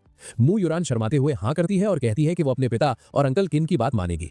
लेकिन तभी किन ली बीच में बोल पड़ता है और अपने पिता को साफ मना कर देता है। वो कहता है कि वो माफी चाहता है, लेकिन वो इस शादी के लिए राजी नहीं हो सकता। किन फादर को लगता है कि उन्होंने शायद गलत सुना है, इसलिए वो दोबारा पूछते हैं कि उसने क्या चाहा। वो गुस्से में उसकी तरफ उंगली उठाते हैं और डांटते हुए कहते हैं कि वो अपनी बात दोहराए। किन ली अपनी बात पर अटल रहता है। वो दृढ़ता से कहता है कि वो इस शादी के लिए हाँ नहीं कह सकता। ये सुनकर मू फादर और डॉटर दोनों को बुरा लगने लगता है। किन फादर गुस्से में धमकी देते हैं और उसे बदतमीज कहते हैं। वो पूछते हैं कि उसकी हिम्मत कैसे हुई मना करने की। वो उसे दुष्ट बेटा कहते हैं और ऐलान करते हैं कि वो आज सबके सामने उसे सजा देंगे ताकि वो अंकल मू और मिस मू से माफी मांगे। लेकिन इस धमकी के बावजूद किन ली बिल्कुल नहीं डरता। वो पलटकर पूछता है कि अगर वो माफी नहीं मांगेगा तो क्या पिता उसे जान से मार देंगे। ये सुनकर किन फादर का गला रुंध जाता है और वो कुछ बोल नहीं पाते। ये देखकर किन फैंग समझ जाता है कि मामला बिगड़ रहा है, इसलिए वो किन ली को बचाने की कोशिश करता है। वो पूछता है कि तेरवा ये क्या कर रहा है और पिता से ऐसे बात क्यों कर रहा है। लेकिन किन ली जवाब देता है कि सेकंड ब्रदर को निराश होना पड़ेगा क्योंकि उसके अपने कुछ प्लान्स हैं। इसके बाद वो इज्जत से अपने हाथ जोड़ता है और प्रणाम करता है। वो पिता को बताता है कि वो आज यहाँ कंपटीशन में हिस्सा लेने नहीं आया था, बल्कि वो सिर्फ फेयरवेल लेने आया था। वो कहता है कि उसे उम्मीद नहीं थी कि बात यहाँ तक पहुंच जाएगी और मिस मू को गलतफहमी हो जाएगी। वो मिस मू से वहीं खड़े होकर माफी मांगता है। ये सुनते ही मू युरान के पूरे शरीर से एक ठंडा ऑरा निकलने लगता है। वो गुस्से में कहती है कि माफी की कोई जरूरत नहीं है, वो बस एक सवाल पूछना चाहती है। वो डांटते हुए पूछती है कि आखिर उसमें ऐसी क्या कमी है कि किन ली सबके सामने ये रिश्ता तोड़ रहा है। वो धमकी देती है कि अगर किन ली ने साफ साफ नहीं बताया तो वो आज यहाँ से जाने के बारे में सोचे भी ना। उसका ऑरा इतना ताकतवर होता है कि किन फादर भी डर के मारे कांपने लगते हैं। सिर्फ किन ली बिना डरे खड़ा रहता है। वो शांति से कहता है कि मिस मू ज्यादा सोच रही है। बात ये नहीं है कि मिस मू उसके लायक नहीं है, बल्कि सच ये है कि वो मिस मू के लायक नहीं है। मू योरान चढ़कर जवाब देती है कि वो इस वजह को नहीं मानती। किन ली चुपचाप अपने होंठ भींच लेता है। मू योरान का गुस्सा और बढ़ जाता है और वो पूछती है कि क्या वो कुछ बोलेगा नहीं। किन ली उसे गहराई से देखता है और पूछता है कि क्या मिस मू सच में चाहती है कि वो बोले। मू योरान चढ़कर कहती है बोलो। तो किन ली सीधा सवाल पूछता है, वो पूछता है कि ये हस्बैंड सिलेक्शन क्या मिस मू का खुद का आइडिया था। मू यूरान ईमानदारी से जवाब देती है कि ये माता पिता का हुक्म था और एक बेटी होने के नाते वो सिर्फ आज्ञा मान सकती है। किनली बात आगे बढ़ाता और कहता है कि इसका मतलब ये है कि मिस मू खुद इस शादी को बिल्कुल नहीं चाहती थी। ये शादी सिर्फ मू फैमिली एल्डर्स का आइडिया था। मू यूरान हल्का सा सर हिलाकर हाँ करती है। किनली तुरंत समझाता है कि दरअसल जिस पल उसने मिस मू को देखा था उसे अंदाजा हो गया था कि वो इस शादी से खुश नहीं है। वो कहता है कि यही वजह थी कि कंपटीशन के दौरान मिस मू इतनी बोर और अनइंटरेस्टेड लग रही थी। वो बस अपने पिता की खुशी के लिए वहां बैठी थी। लेकिन मू यूरान बचाव करते हुए कहती है कि वो इसलिए अनइंटरेस्टेड थी क्योंकि उन्हें कोई सूटेबल पर्सन नहीं मिला था। किनली मू यूरान की बात सुनकर तुरंत उनके इरादों को भांप लेता है। किनली सीधा कहता है कि क्योंकि मिस मू ने उसे चुना है तो वो उनके इस फैसले के पीछे का सच बताने की इजाजत चाहता है। वो खुद पर ताना मारते हुए कहता है कि दुनिया उसे हमेशा से कचरा कहती आई है। वो गुस्से में गुर्राता है और आरोप लगाता है कि भले ही वो जीतता या हारता, मिस मू ने हर हाल में उसे ही चुना होता। वो खुलासा करता है कि ऐसा इसलिए नहीं है कि मिस मू को उससे कोई प्यार है, बल्कि इसलिए क्योंकि वो उसे इस मैरिज कॉन्ट्रैक्ट से बचने के लिए एक शील्ड की तरह इस्तेमाल करना चाहती हैं। जब मू यूरान सफाई देने की कोशिश करती हैं तो वो उन्हें रोक देता है और अपनी बात पूरी करता है। वो लॉजिक देता है कि मू फैमिली एक अरिस्टोक्रेटिक फैमिली है और मिस मू एक रेयर टैलेंट है। ऐसे में ये छोटी सी किन फैमिली उनके स्टेटस के लायक कैसे हो सकती है। वो उनका असली प्लान सबके सामने रखता है। वो बताता है कि शादी के बाद अगर वो मू फैमिली में जाता है तो मिस मू जब चाहे उसे घर से निकाल सकती हैं। इस तरह वो अपने पिता की आज्ञा का उल्लंघन भी नहीं करेंगी और बिना शादी की अपनी रेपुटेशन भी बचा लेंगी। किनली उनकी आंखों में देखकर पूछता है कि क्या उसका अनुमान सही नहीं है। ये सुनकर मू यूरान घबरा जाती हैं और उनके पास कोई जवाब नहीं होता। पिता मू सुइफेंग हैरानी से अपनी बेटी से पूछते हैं कि क्या उसने सच में यही सोचा था। मू यूरान शर्मिंदा होकर अपने होंठ काटने लगती हैं और कुछ नहीं बोलती, जिससे साबित हो जाता है कि किनली का शक सही था। इस हरकत पर मू सुइफेंग गुस्सा हो जाते हैं और मिस मू को अनफिलियल कहते हुए डांटते हैं कि उन्होंने आज अपने पिता को शर्मिंदा कर दिया। तभी किन हुआ बीच बचाव करने आते हैं। वो मू सुइफेंग को शांत करते हैं और सारा इल्जाम अपने बेटे पर डाल देते हैं कि उसने उनके अच्छे इरादों पर पानी फेर दिया। ये सुनकर किनली एक ठंडी और दर्द भरी हंसी हंसता है। वो अपने पिता को देखता है और याद दिलाता है कि उसकी माँ बचपन में ही गुजर गई थी। वो शिकायत करता है कि पिछले 16 सालों से वो सिर्फ अपने पिता का थोड़ा सा प्यार चाहता था, लेकिन बदले में उसे सिर्फ बेइज्जती मिली। वो दुख के साथ बताता है कि पिछले 10 सालों में पिता ने एक बार भी मुड़कर उसे नहीं देखा, यहाँ तक कि वो अपने बेटे का नाम तक भूल गए थे। किनली टूटे हुए दिल से कहता है कि अब वो उनके झूठे प्यार और अच्छे इरादों की उम्मीद छोड़ चुका है। वो पिता से एक चुभने वाला सवाल करता है कि अगर आज मिस मू ने उसे ना चुना होता तो क्या पिता तब भी इतने गुस्सा होते। ये कड़वा सच सुनकर किन फादर शर्मिंदा होकर अपना सर झुका लेते हैं। किनली वहीं घुटनों पर बैठ जाता है और आखिरी बार सफाई देता है। वो बताता है कि वो आज यहाँ कंपटीशन के लिए नहीं बल्कि सिर्फ विदाई लेने आया था। अगर सेकंड ब्रदर ने जिद न की होती तो ये तमाशा होता ही नहीं। वो जमीन पर सर रखकर गिड़गिड़ाता है कि वो अब इस परिवार में नहीं रहना चाहता। जाने से पहले वो पिता को 18 साल पालने के एहसान के लिए शुक्रिया कहता है। फिर किनली धीरे से खड़ा होता है और वादा करता है कि जब फ्यूचर में वो अपना नाम बना लेगा तो वापस आकर इस कर्ज को जरूर चुकाएगा। इसके बाद वो अपना झोला उठाता है और बिना पीछे मुड़े वहां से निकल जाता है। रास्ते में वो सोचता है कि वो अपने ही भाइयों की नफरत और इन बड़े घरों के खोखले रूल से थक चुका है। वो बस एक नया आसमान ढूंढना चाहता है, भले ही रास्ता कितना भी मुश्किल क्यों ना हो। इसी तरह किनली अकेला अपनी नई यात्रा शुरू करता है और मन में सोचता है कि अब से नीला आसमान उसका साथी है और आजादी उसकी मंजिल। कुछ वक्त बाद सीन शांग्युआन एंशिएंट सिटी में शिफ्ट होता है। किनली एक इन के सामने खड़ा होता है। कमरा बहुत छोटा होता है लेकिन मालिक उससे 30 स्पिरिट स्टोन्स मांग रहा होता है। इनकीपर उसे धक्का देता है और बदतमीजी से कहता है कि यही रेट है, अगर पैसे नहीं है तो वो वहां से दफा हो जाए। किनली कोशिश करता है और अपनी जेब से एक लो ग्रेड स्पिरिट गैदरिंग पिल निकालता है। वो पूछता है कि क्या वो पैसे की जगह इस पिल से किराया भर सकता है, लेकिन इनकीपर गुस्से में उसे गाली देता है और कहता है कि बिना स्पिरिट स्टोन्स के यहाँ कोई काम नहीं होगा। किनली वहां से निराश होकर चला जाता है। उसे एहसास होता है कि बाहर की दुनिया में बिना पैसे और ताकत के कोई इज्जत नहीं है। अचानक पीछे से एक आवाज आती है जो उसे पुकारती है। वो पलटकर देखता है तो एक अजनबी खड़ा होता है जो पूछता है कि क्या उसे स्पिरिट स्टोन्स की सख्त जरूरत है। किनली शक की नजरों से पूछता है कि उस आदमी को क्या चाहिए। वो अजनबी हल्का सा मुस्कुराता है और कहता है कि उसने देखा कि किनली को अभी इनमें परेशानी हो रही थी और उसे लगता है कि वो इस शहर में नया है। किनली सतर्क होकर पीछे हटता है और कहता है कि वो नया है या पुराना, इससे उस आदमी का कोई लेना देना नहीं है। लेकिन वो ठग उसे जाने नहीं देता। वो बड़े प्यार से समझाता है कि वो मदद करना चाहता है। वो कहता है कि क्योंकि इनकीपर ने पेल नहीं ली तो क्यों ना किनली वो पेल उसे बेच दे। किनली अपनी कीमत बताता है, एक पेल के 5 स्पिरिट स्टोन्स। वो आदमी तुरंत सर हिलाकर मना कर देता है और झूठ बोलता है कि यहाँ का रेट 2 स्पिरिट स्टोन्स पर पेल से ज्यादा नहीं है। मजबूरी में किनली मान जाता है, लेकिन कहता है कि उसे पूरा रेंट भरना है, इसलिए उसे काफी स्टोन्स चाहिए। वो आदमी किनली की कमर पर बंधे पाउच को लालच भरी नजरों से देखता है और समझ जाता है कि वहां और भी पिल्स है। वो चालाकी से कहता है कि उसके पास अभी जेब में इतने स्टोन्स नहीं है। वो किनली को अपने घर चलने का ऑफर देता है और वादा करता है कि वो वहां सारी पिल्स खरीद लेगा। किनली पहले हिचकिचाता है और कहता है कि वो यहीं इंतजार करेगा। वो आदमी खुद जाकर स्टोन्स ले आए, लेकिन वो ठग उसे डराता है। वो कहता है कि अंधेरा हो रहा है और उसका घर दूर वेस्ट सिटी में है। अगर वो अकेला गया तो रात में वापस आते वक्त रात हो जाएगी और यहाँ की सड़कें रात में सेफ नहीं होती। किनली मजबूरी में हाँ कर देता है और उसके पीछे चल पड़ता है। कुछ देर चलने के बाद अंधेरा होने लगता है और किनली को खतरा महसूस होता है। वो रुक जाता है और पूछता है कि वो लोग आखिर कहाँ जा रहे हैं। वो आदमी उसे एक सुनसान दरवाजे के पास ले जाता है और कहता है कि उसका घर यही है। किनली सावधानी बरतते हुए अंदर जाने से मना कर देता है। वो अपनी 18 स्पिरिट गैदरिंग पिल्स का हिसाब लगाता है और कहता है कि वो बाहर ही रुकेगा। वो आदमी अंदर जाकर पैसे ले आए। उस आदमी के चेहरे पर एक अजीब सी मुस्कान आती है। वो कहता है कि ठीक है। वो समझ सकता है कि किनली नया है इसलिए डर रहा है। वो उसे वहीं रुकने का बोलकर अकेले दरवाजे के अंदर चला जाता है। कुछ देर बाद दरवाजे के अंदर से उस अजनबी के चिल्लाने और गाली देने की आवाजें आती हैं। वो चीखता है कि किस चोर ने उसके सामान को हाथ लगाया है। अंदर से टूटे हुए कांच और चीजें उड़ती हुई किनली की तरफ आती हैं। किनली चिंता में पड़ जाता है और बिना सोचे अंदर दौड़ता है। जैसे ही वो अंदर पहुंचता है, एक जलता हुआ आग का गोला तेजी से उसकी तरफ आता है। किनली तुरंत डॉज करता है और समझ जाता है कि ये फायरबॉल आर्ट है। तभी छत पर एक अजीब सा आदमी दिखाई देता है। इसके तुरंत बाद एक और आदमी भी वहां आ जाता है और हंसता है कि किनली आखिरकार अंदर आ ही गया। किनली रिफ्लेक्स से अपनी गर्दन घुमाता है। चौथा ब्रदर और दूसरा ब्रदर आराम से चलते हुए आगे आते हैं। दूसरा ब्रदर ताना मारता है कि ये लड़का तो बिल्कुल रुकी लगता है, इसके पास तो कोई प्रोटेक्टिव आर्मर भी नहीं है। वो हैरानी से पूछता है कि इसके पास इतनी सारी पिल्स कहां से आई होंगी। चौथा ब्रदर हंसता है और कहता है कि उसे कमजोर ना समझो, ये लड़का एक बार में 18 स्पिरिट गैदरिंग पिल्स निकाल सकता है, तो इसके पास और भी अच्छा माल होगा। वो खुश होकर कहता है कि वैसे भी एल्डेस्ट ब्रदर काफी वक्त से गायब है और उनकी पिल्स खत्म हो रही हैं। अब जब ये लड़का खुद उनके दरवाजे पर आया है तो शर्म करने की कोई जरूरत नहीं है। हालांकि किनली डर रहा होता है, फिर भी वो उन्हें धमकाने की कोशिश करता है। वो पूछता है कि क्या वो शहर के अंदर लोगों को मारने की हिम्मत करते हैं, क्या उन्हें डर नहीं है कि कोई देख लेगा। दूसरा ब्रदर ठंडी हंसी हंसता है और उसे भोला भाला कहता है। वो समझाता है कि शैंगुएन एंशिएंट सिटी का नियम है कि कमजोर को ताकतवर मार देता है। वो आवाज धीमी करके बताता है कि यहाँ हर घर एक कल्टीवेटर का है और सबके पास फॉर्मेशन एरेज होते हैं जो आवाज और एनर्जी को बाहर जाने से रोकते हैं। वो इशारा करता है कि हर लैंटर्न पर एक टैलिस्मैन लगा हुआ है। किनली हैरानी से उन टैलिस्मैन्स को देखता है। चौथा ब्रदर चिल्लाता है कि बातें बंद करो और काम खत्म करो। दूसरा ब्रदर तुरंत किनली पर फायरबॉल आर्ट लॉन्च करता है। किनली ठंडे दिमाग से अपना हाथ घुमाता है और काउंटर अटैक करता है। फायरबॉल तुरंत गायब हो जाता है। दूसरा ब्रदर अपने ऑरा शील्ड से किनली के हमले को रोकने की कोशिश करता है, लेकिन अगले ही पल उसकी आंखें फटी रह जाती हैं। किनली की आंखों में एक अजीब सी रोशनी आती है।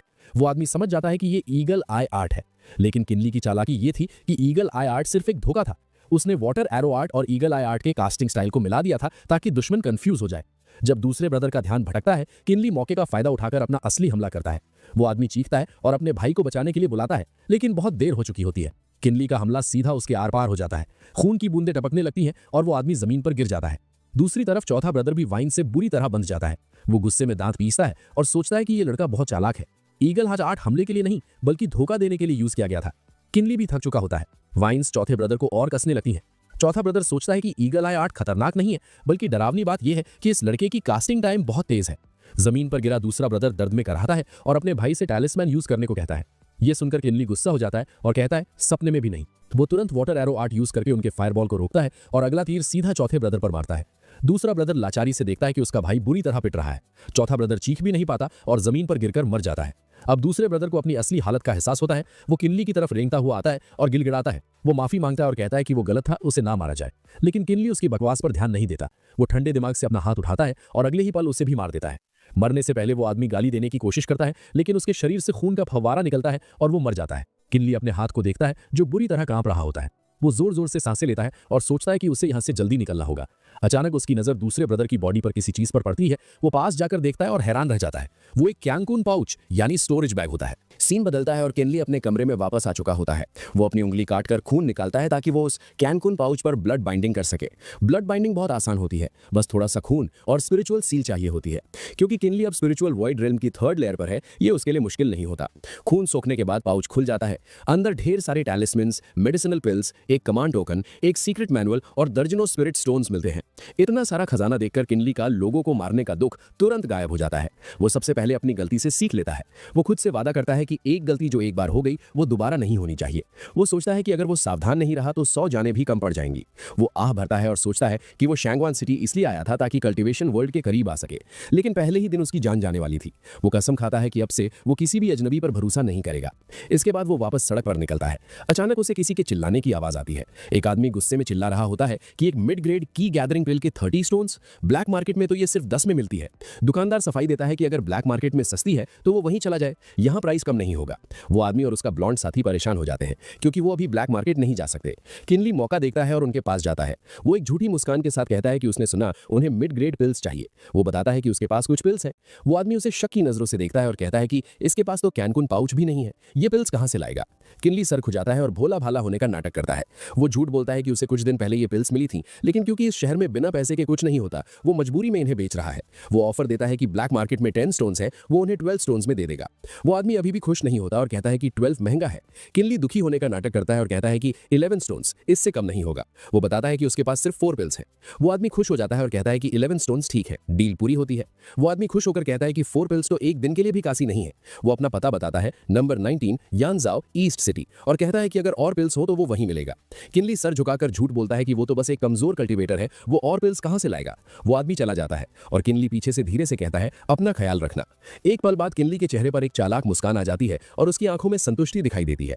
वो मन ही मन सोचता है कि उसके पास सिर्फ वो कैनकुन पाउच ही नहीं है, बल्कि उसके पास बेचने के लिए और भी मिड ग्रेड की गैदरिंग पिल्स है। वो मानता है कि भले ही ये पहली डील काफी रैंडम थी, लेकिन इसे एक सफलता कहा जा सकता है। वो याद करता है कि पिछली रात जब उसने उस मरे हुए आदमी का पाउच चेक किया था तो उसे मेडिसिनल पिल्स की 2 शीशियां मिली थीं। पहली शीशी में मिड ग्रेड की गैदरिंग पिल्स थीं।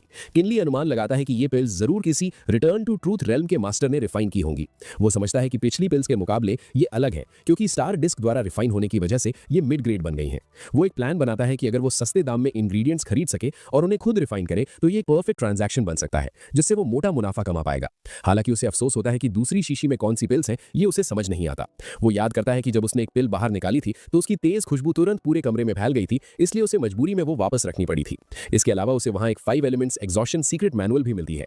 सिस्टम बताता है कि ये 5 एलिमेंट्स एग्जॉशन टेक्निक के लिए एक सेल्फ कल्टीवेशन मेथड है, लेकिन किनली निराश होता है क्योंकि ये टेक्निक पर्पल सन आर्ट जितनी अच्छी नहीं है। वो देखता है कि इससे सिर्फ स्पिरिचुअल वॉइड रेल्म की 4th लेयर तक ही कल्टीवेट किया जा सकता है। वो सोचता है कि शैंगवान एंशिएंट सिटी में हर जगह मार्केट्स हैं, न सिर्फ इनर सिटी में बल्कि आउटर सिटी में भी। वो एहसास करता है कि जो चीज पहले उसके लिए सरदर्द थी कि माल कहां से लाए और कहां बेचे, उसका जवाब अब उसके पास है, और वो है ब्लैक मार्केट। इसके बाद वो टैलिस्मैन आर्ट्स कंपेंडियम पढ़ना शुरू करता है, जो मैजिक जैसा है। वो समझता है कि ये एक ऐसी कला है जहां कल्टीवेटर्स कुछ खास तरीकों से हेवन और अर्थ के सिद्धांतों को समझते हैं। किताब बताती है कि टैलिस्मन्स दरअसल वो सिंबल हैं जो पुराने जमाने के लोगों ने छोड़े थे, जिनके बारे में माना जाता है कि वो हेवन और अर्थ से कनेक्ट कर सकते हैं। इन सिंबल्स के जरिए एक इंसान दुनिया से जुड़ सकता है, हेवनली सीक्रेट्स को अट्रैक्ट कर सकता है और हेवनली माइट का इस्तेमाल करके बेमिसाल ताकत पैदा कर सकता है। किनली टैलिस्मन्स की प्रैक्टिस करने लगता है ताकि वो विल ऑफ हेवन को समझ सके और सीधा हेवनली डाउ का सामना कर सके। वो समझता है कि टैलिस्मैन आर्ट्स का सार बिल्कुल मेंटल टेक्निक्स और बॉडी एंड की टेम्परिंग जैसा ही है, जिसके बहुत सारे फायदे हैं। इसके बाद किनली उस मरे हुए आदमी के पाउच से 12 टैलिस्मन्स निकालता है और उन्हें कंपेयर करता है। वो सीखता है कि दुनिया में टैलिस्मन्स ग्रेड 1 से ग्रेड 9 तक डिवाइड होते हैं। ग्रेड जितना ऊंचा होगा ताकत उतनी ज्यादा होगी। हालांकि किताब के मुताबिक 10th, 11th और 12th ग्रेड के टैलिस्मन्स भी होते हैं जो और भी ज्यादा ताकतवर होते हैं, लेकिन ये बस एक लेजेंड है जिसे अभी वेरीफाई करना बाकी है। वो समझता है कि अगर फंक्शन के हिसाब से देखा जाए तो टैलिस्मन्स मुख्य रूप से 4 तरह के होते हैं, जो कि ऑफेंसिव, डिफेंसिव, सपोर्टिव और सोल टैलिस्मन्स हैं। वो सोचता है कि पहले 3 तो समझने में आसान है, लेकिन सोल टैलिस्मन्स थोड़े अलग हैं और इन्हें बहुत इज्जत दी जाती है। वो कल्पना करता है कि अगर सेम लेवल के 2 कल्टीवेटर्स लड़ रहे हों और एक अचानक बीस्ट सोल को समन कर ले तो ये एक एक्स्ट्रा हेल्पर होने जैसा होगा, जिससे लड़ाई आसान हो जाएगी। इसलिए वो मानता है कि सोल टैलिस्मन्स सबसे बेहतरीन है और कल्टीवेटर्स इन्हें बाकी टाइप्स से ज्यादा पसंद करते हैं। बाकी बातें छोड़कर वो उन 12 टैलिस्मन्स का हिसाब लगाता है जो उसने लूटे थे। उसमें 5 fire ball talismans, 4 water arrow talismans, 1 levitation talisman, 1 invisibility talisman और आखिर में 1 प्रिजन केज टैलिस्मन शामिल था। वो हिसाब लगाता है कि 12 में से 9 ऑफेंसिव है, जबकि लेविटेशन और इनविजिबिलिटी सपोर्टिव है। सिर्फ प्रिजन केज टैलिस्मन ही एक सोल टैलिस्मन है। वो जानता है कि इसके अंदर मशहूर prison cage grass demon flower की गोस्ट सोल है, जो लड़ाई के दौरान बदल सकती है और दुश्मन को जकड़ सकती है। वो खुश होता है कि ये एंटेंगलमेंट आर्ट के क्विक सैंड ट्रैप से कहीं ज्यादा असरदार है। काफी देर प्रैक्टिस करने के बाद किनवी उस किताब को बंद करता है और संतुष्टि से मुस्कुराता है। वो सोचता है कि ब्लैक मार्केट की जानकारी लेने के लिए इस किताब पर 5 लो ग्रेड स्पिरिट स्टोन्स खर्च करना वसूल हो गया। अब क्योंकि उसके पास टैलिस्मन्स है, वो स्पिरिट स्टोन्स कमाने का प्लान लागू करने का सोचता है। वो खुद से कहता है कि वो बस हाथ पर हाथ रखकर नहीं बैठ सकता। वो मानता है कि हेवन ने उसे खजाना पाने का इतना अच्छा मौका बड़ी मुश्किल से दिया है। अगर वो इसका फायदा नहीं उठाएगा तो ये खुद के साथ नाइंसाफी होगी। इसके बाद वो बड़े आराम से बाहर निकल जाता है। सीन सिटी के साउथ में ब्लैक मार्केट में शिफ्ट होता है। किनली वहां एक साइन बोर्ड लेकर आता है और अपने लिए एक जगह स्पॉट करता है। वो मन ही मन हिसाब लगाता है कि ब्लैक मार्केट में लोग या तो अपनी किस्मत आजमाने आते हैं या पर वो लोग आते हैं जिनके पास बेचने के लिए सेकंड हैंड सामान होता है। वो देखता है कि वहां डिस्प्ले पर रखी ज्यादातर चीजें महंगी नहीं है। एक मामूली की गैदरिंग पिल वहां 2 लो ग्रेड स्पिरिट स्टोन्स में खरीदी जा सकती थी। हालांकि ये दाम रेगुलर मार्केट से आधा था, लेकिन अगर कोई इसे 3 स्टोन्स में बेचता तो लोग तुरंत उसे ढूंढते हुए आ जाते। जल्द ही एक कस्टमर वहां आता है और पूछता है कि वो पिल कितने में बेच रहा है। किनली बिना हिचकिचाए फैसला सुनाता है कि उस पिल का दाम 3 लो ग्रेड स्पिरिट स्टोन्स है और इसमें कोई मोलभाव नहीं होगा। अपना मकसद पूरा होने के बाद वो अपना साइन बोर्ड उठाता है और वहां से निकल जाता है। दिन में मिड ग्रेड की गैदरिंग पिल बेचने से जो मुनाफा हुआ था और कीनकुन पाउच से मिले हुए पैसे मिलाकर उसने जल्दी से 25 लो ग्रेड की गैदरिंग पिल्स और मेरिडियन प्रोटेक्टिंग पिल्स खरीद ली। वो हिसाब लगाता है कि जब तक वो वो इन 25 पिल्स को रिफाइन कर लेगा उसे कोई नुकसान नहीं होगा और इन्हें बेचने के बाद उसके पास अच्छा खासा बचत बचेगा। पिल्स खरीदने के बाद किनली तुरंत अपने इन में वापस आता है और पूरी रात उन्हें रिफाइन करता रहता है। नतीजा ये निकलता है कि वो 10 मिड ग्रेड पिल्स को सफलतापूर्वक रिफाइन कर लेता है। वो जानता है कि मार्केट में मिड ग्रेड पिल्स का दाम 15 लो ग्रेड स्पिरिट स्टोन्स पर पिल है, जो कि काफी ज्यादा है। जल्द ही दूसरा दिन आ जाता है। किनली बड़े जोश के साथ फर्स्ट ग्रेड कॉल्ड्रन नाम की दुकान पर जाता है। वो धीरे से अंदर कदम रखता है। दुकान का मैनेजर आगे आकर उसका स्वागत करता है और पूछता है कि ऑनर्ड कस्टमर क्या देखना चाहेंगे। किनली जवाब देता है कि वो कुछ पिल्स बेचना चाहता है और वो उनके शॉपकीपर को ढूंढ रहा है। मैनेजर बड़े अदब से उसे रास्ता दिखाता है और अंदर ले जाकर शॉपकीपर को बताता है कि कोई उनसे मिलने आया है। ये शॉपकीपर फर्स्ट ग्रेड कॉल्ड्रन का मालिक जू सोंगची होता है। वो पूछता है कि जनाब को उनसे क्या काम है। किनली सीधा मुद्दे पर आता है। वो कहता है कि वो कुछ पिल्स बेचना चाहता है और दाम के बारे में बात करना चाहता है। जू सोंगची पूछता है कि वो किस तरह की पिल्स बेच रहा है और कितनी क्वांटिटी में। किनली आसपास देखता है और फिर धीमी आवाज में कहता है कि वो एक लॉन्ग टर्म पार्टनरशिप के बारे में बात करना चाहता है, इसलिए क्या वो कहीं अकेले में बात कर सकते हैं। जू सोंगची थोड़ा हैरान होता है लेकिन फिर उसे सम्मान के साथ अंदर ले जाता है। बातचीत के बाद एक डील पकी होती है। तय होता है कि हर 3 दिन में किनली कम से कम 10 मिड ग्रेड पिल्स प्रोवाइड करेगा और जू सोंगची उसे हर पिल के बदले 12 लो ग्रेड स्पिरिट स्टोन्स देगा। शर्त यह रखी जाती है कि किनली की पहचान किसी को नहीं बताई जाएगी। क्योंकि जू सोंगची को इस डील से फायदा हो रहा था, वो तुरंत मान जाता है। उस दिन के बाद से किनली को कभी पैसों की चिंता नहीं करनी पड़ी कि गैदरिंग पिल्स और मेरिडियन प्रोटेक्टिंग पिल्स की मदद से किनली की कल्टीवेशन स्पीड और भी तेज हो जाती है। सिर्फ 3 महीनों में वो स्पिरिचुअल वॉइड रेल्म के 4th लेवल पर ब्रेक थ्रू कर लेता है।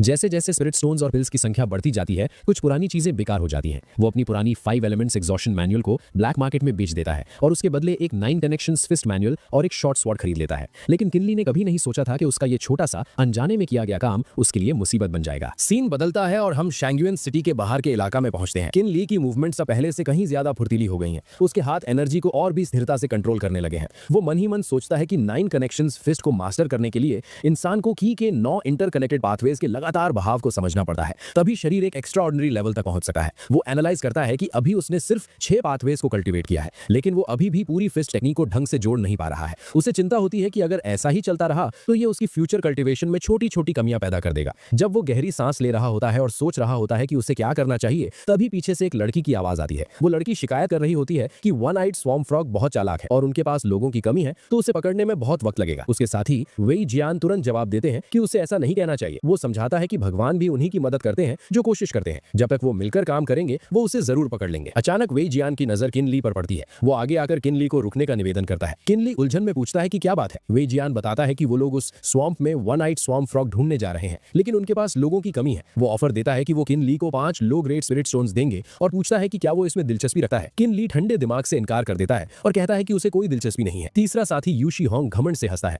वो वेई जियान को सलाह देता है कि वो किनली को जाने दे। वो लॉजिक देता है कि किनली की उम्र उनसे कम लगती है और उसका कल्टीवेशन लेवल भी ज्यादा नहीं होगा, इसलिए वो उनके काम में मदद करने की बजाय मुसीबत बन सकता है। लेकिन वेई जियान हार नहीं मानता और फिर से आग्रह करता है। वो समझाता है कि पूरे 5 स्पिरिट स्टोन्स मिलेंगे और काम बहुत आसान है। लड़की यूरुओ लाचारी से वेई जियान को कहती है कि वो अब जिद छोड़ दे, क्योंकि सबकी अपनी मर्जी होती है। इसके बाद वेई जियान मजबूरी में मान जाता है और अफसोस जताता है। अचानक एक घमंडी आवाज उन्हें रुकने का हुक्म देती है। उनके पीछे 3 अजीब आदमी दिखाई देते हैं। उनका लीडर अपने हाथ में पकड़े कागज को देखता है और फिर सामने खड़े किनली से मिलाता है। वो लोग आपस में कंफर्म करते हैं कि ये वही लड़का है जो ड्राइंग में बना है। वो पहचान लेते हैं कि ये वही है जिसने वो सीक्रेट मैनुअल बेची थी। किनली तुरंत सतर्क हो जाता है जैसे ही वो सीक्रेट मैनुअल शब्द सुनता है। उनमें से एक आदमी अपनी तलवार निकालता है और हुक्म देता है कि लड़के ने उन्हें बहुत ढूंढवाया है, इसलिए वो लोग उसे पकड़ लें। वो तीनों तेजी से किनली पर हमला करने के लिए दौड़ते हैं। क्योंकि ये अचानक हुआ था, किनली हैरान रह जाता है और वक्त पर रिएक्ट नहीं कर पाता। वो मन में सोचता है कि उसे समझ नहीं आ रहा ये लोग किस बारे में बात कर रहे हैं। वो लाचारी से सोचता है कि वो बुरी तरह फंस गया है। उसे पछतावा होता है कि वो ज्यादा ही लापरवाह हो गया था और उसे वो 5 एलिमेंट्स एग्जॉशन मैनुअल नहीं बेचनी चाहिए थी। अचानक कोई उसके सामने आकर खड़ा हो जाता है ताकि उन दुश्मनों का सामना कर सके। ये वेई जियान होता है जो खतरे की परवाह किए बिना अपनी तलवार निकालता है और उनके हमले को रोक देता है। किनली इस हरकत से पूरी तरह हैरान रह जाता है। वेई जियान अपनी पूरी ताकत के साथ आगे बढ़ता है। उसका हमला इतना जोरदार होता है कि वो उन्हें रोक देता है। वेई जियान उन्हें डांटता है और पूछता है कि क्या उन्हें 3 लोग मिलकर एक अकेले पर हमला करते हुए शर्म नहीं आती।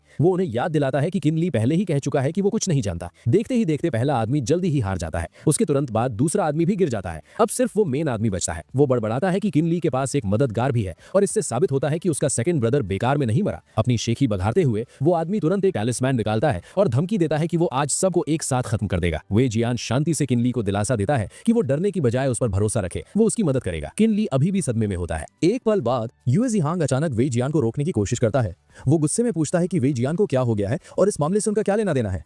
वेई जियान गुस्से में पलटकर जवाब देता है। वो यू जिहांग को शांत रहने का हुक्म देता है और कहता है कि वो कमजोर पर ताकतवर का जुल्म होते हुए नहीं देख सकता। वो जज्बाती होकर कहता है कि अगर वो ये सारी स्किल सीखकर भी गरीब और कमजोरों की मदद नहीं कर सकता तो उसकी इतनी मेहनत करके कल्टीवेशन करने का कोई फायदा नहीं है। तभी वो आदमी पागलों की तरह 3 टैलिस्मैन्स एक साथ फेंकता है और चिल्लाता है कि वो लोग जो चाहे कर लें और बस अब चुपचाप मर जाए। तभी यूरो बिना किसी डर के आगे बढ़ती है और चिल्लाते हुए वेई जियान की मदद करने के लिए दौड़ती है। ये देखकर यूए जिहांग लाचारी से उसे रोकने की कोशिश करता है, लेकिन अंदर ही अंदर वो डर जाता है। मन ही मन वो सोचता है कि ये लोग बिना वजह हीरो बन रहे हैं और एक दिन सिस्टर रो भी इस बेवकूफ वेई जियान की वजह से मारी जाएगी। इसलिए खुद पर मुसीबत लाने से बेहतर वो वहां से भाग जाना सही समझता है और चुपचाप खिसक लेता है। उधर दुश्मन का हमला बिजली की रफ्तार से आगे बढ़ता है। यूरो चिंता में चिल्लाती है, लेकिन हमला सीधा वेई जियान को लगता है, जिससे वो हवा में उड़ता हुआ दूर जा गिरता है। ये नजारा देखकर टैन हु घमंड से हंसता है, ये सोचते हुए कि उसने वेई जियान को राख में मिला दिया है। लेकिन अगले ही पल उसकी मुस्कान गायब हो जाती है, क्योंकि धुएं और धूल के बीच से अचानक रोशनी की किरणें फूटती हैं। किनली गुस्से में बाहर निकलता है और बिना वक्त गवाए अपनी 9 कनेक्शंस फिस्ट का एक जोरदार मुक्का सीधा टैन हो के सीने पर मारता है, जिससे वो आदमी दूर जा गिरता है। लेकिन किनली अभी भी संतुष्ट नहीं होता और हमला जारी रखते हुए एक झटके में अपनी स्वॉर्ड समन कर लेता है। ये देखकर टैन हु बुरी तरह हैरान रह जाता है और हकलाते हुए कहता है कि एक mid stage spirit void cultivator के पास स्पिरिट आर्टिफैक्ट होना नामुमकिन है। जवाब में किनली अपनी पूरी ताकत इकट्ठा करता है और कहता है कि अब समझने का कोई फायदा नहीं, क्योंकि बहुत देर हो चुकी है। उसकी तलवार का एक वार नीचे की पूरी जमीन को पलट देता है। टैन हु दांत पीसते हुए भागने की कोशिश करता है, लेकिन अचानक वो एक भयानक विस्फोट की चपेट में आ जाता है और अंत में वहां सिर्फ एक वाटर कमांड टोकन बचता है। किनली भी जख्मों से भरा होता है। वो मन ही मन सोचता है कि अगर उसके पास क्लाउड गैदरिंग स्पिरिट स्वॉर्ड न होती तो आज नतीजा कुछ और ही होता। वो याद करता है कि स्पिरिट आर्टिफैक्ट्स कल्टीवेटर्स के लिए बेहद जरूरी खजाने होते हैं, जो 4 ग्रेड्स में बटे होते हैं: low grade, mid grade, high grade और सुप्रीम ग्रेड। स्पिरिट आर्टिफैक्ट का ग्रेड जितना ऊंचा होता है, उसकी ताकत उतनी ही ज्यादा होती है। कल्टीवेशन वर्ल्ड में सबसे आम आर्टिफैक्ट फ्लाइंग स्वॉर्ड है। वो सोचता है कि शुरू में उसने माना था कि उसका मिस्टीरियस स्टार कंपास सिर्फ पिल्स की ताकत बढ़ाने के काम आता है, लेकिन उसने कभी नहीं सोचा था कि वो टूटे हुए स्पिरिट आर्टिफैक्ट्स को रिपेयर करने में भी इतना असरदार होगा। इसके बाद वेई जियान किनली की खूब तारीफ करता है और कहता है कि वो सच में कमाल का है। किनली मुस्कुराता है और जवाब देता है कि वो बहुत दयालु है और वो हमेशा याद रखेगा कि वो दोनों उसकी मदद के लिए आए थे। फिर किनली जमीन से कुछ उठाने के लिए झुकता है। वो कहता है कि अभी अभी एक बहुत खास दिखने वाला टुकड़ा गिरा है। वो उस टोकन को उठाकर दिखाता है और पूछता है कि ऐसा लगता है कि उन सबके पास ऐसा एक टुकड़ा था। वो पूछता है कि क्या वो लोग इसे पहचानते हैं। वेई जियान इसे हाथ में लेता है और थोड़ी देर देखने के बाद हकलाते हुए बताता है कि ये वाटर इवेजन स्ट्रॉन्गहोल्ड का टोकन है। उसकी आवाज में हैरानी सुनकर किनली का चेहरा भी तनाव में आ जाता है।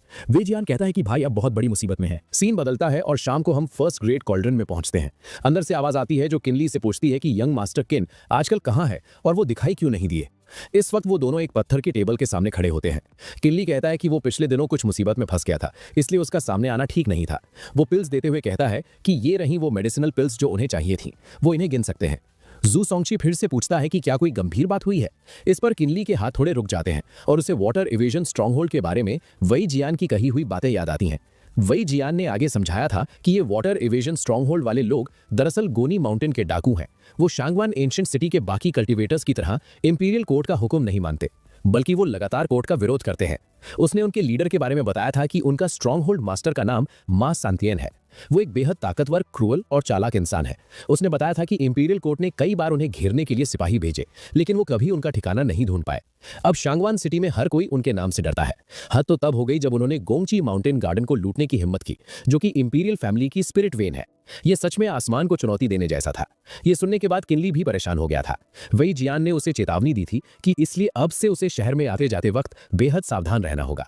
उसे बिल्कुल भी वाटर इवेजन स्ट्रॉन्गहोल्ड के किसी आदमी की नजर में नहीं आना चाहिए। तभी यूरो ने बीच में बोलकर किनली को भरोसा दिलाया था कि वो लोग आज की बात किसी भी बाहर वाले को नहीं बताएंगे। वैसे भी किसी और ने कुछ नहीं देखा। इस पर वेई जियान का एक्सप्रेशन खतरनाक हो गया था और उसने कहा था कि अगर उसे पता चला कि यू जिहांग ने अपना मुंह खोला तो वो उसकी जबान काट देगा। वापस प्रेजेंट में रात हो जाती है और चांद छतों पर चमक रहा होता है। जू सोंगची कहता है कि क्योंकि यंग मास्टर किनली अंदर बात करना सुविधाजनक नहीं था, इसलिए वो ज्यादा सवाल नहीं पूछेगा। वो पूछता है कि क्या वो किनली के लिए कुछ कर सकता है। किनली जवाब देता है कि कोई बड़ी बात नहीं है, बस छोटी सी परेशानी है। इसके बाद वो अपना इरादा बताता है कि वो हाइड होना चाहता है और अपनी पहचान बदलना चाहता है।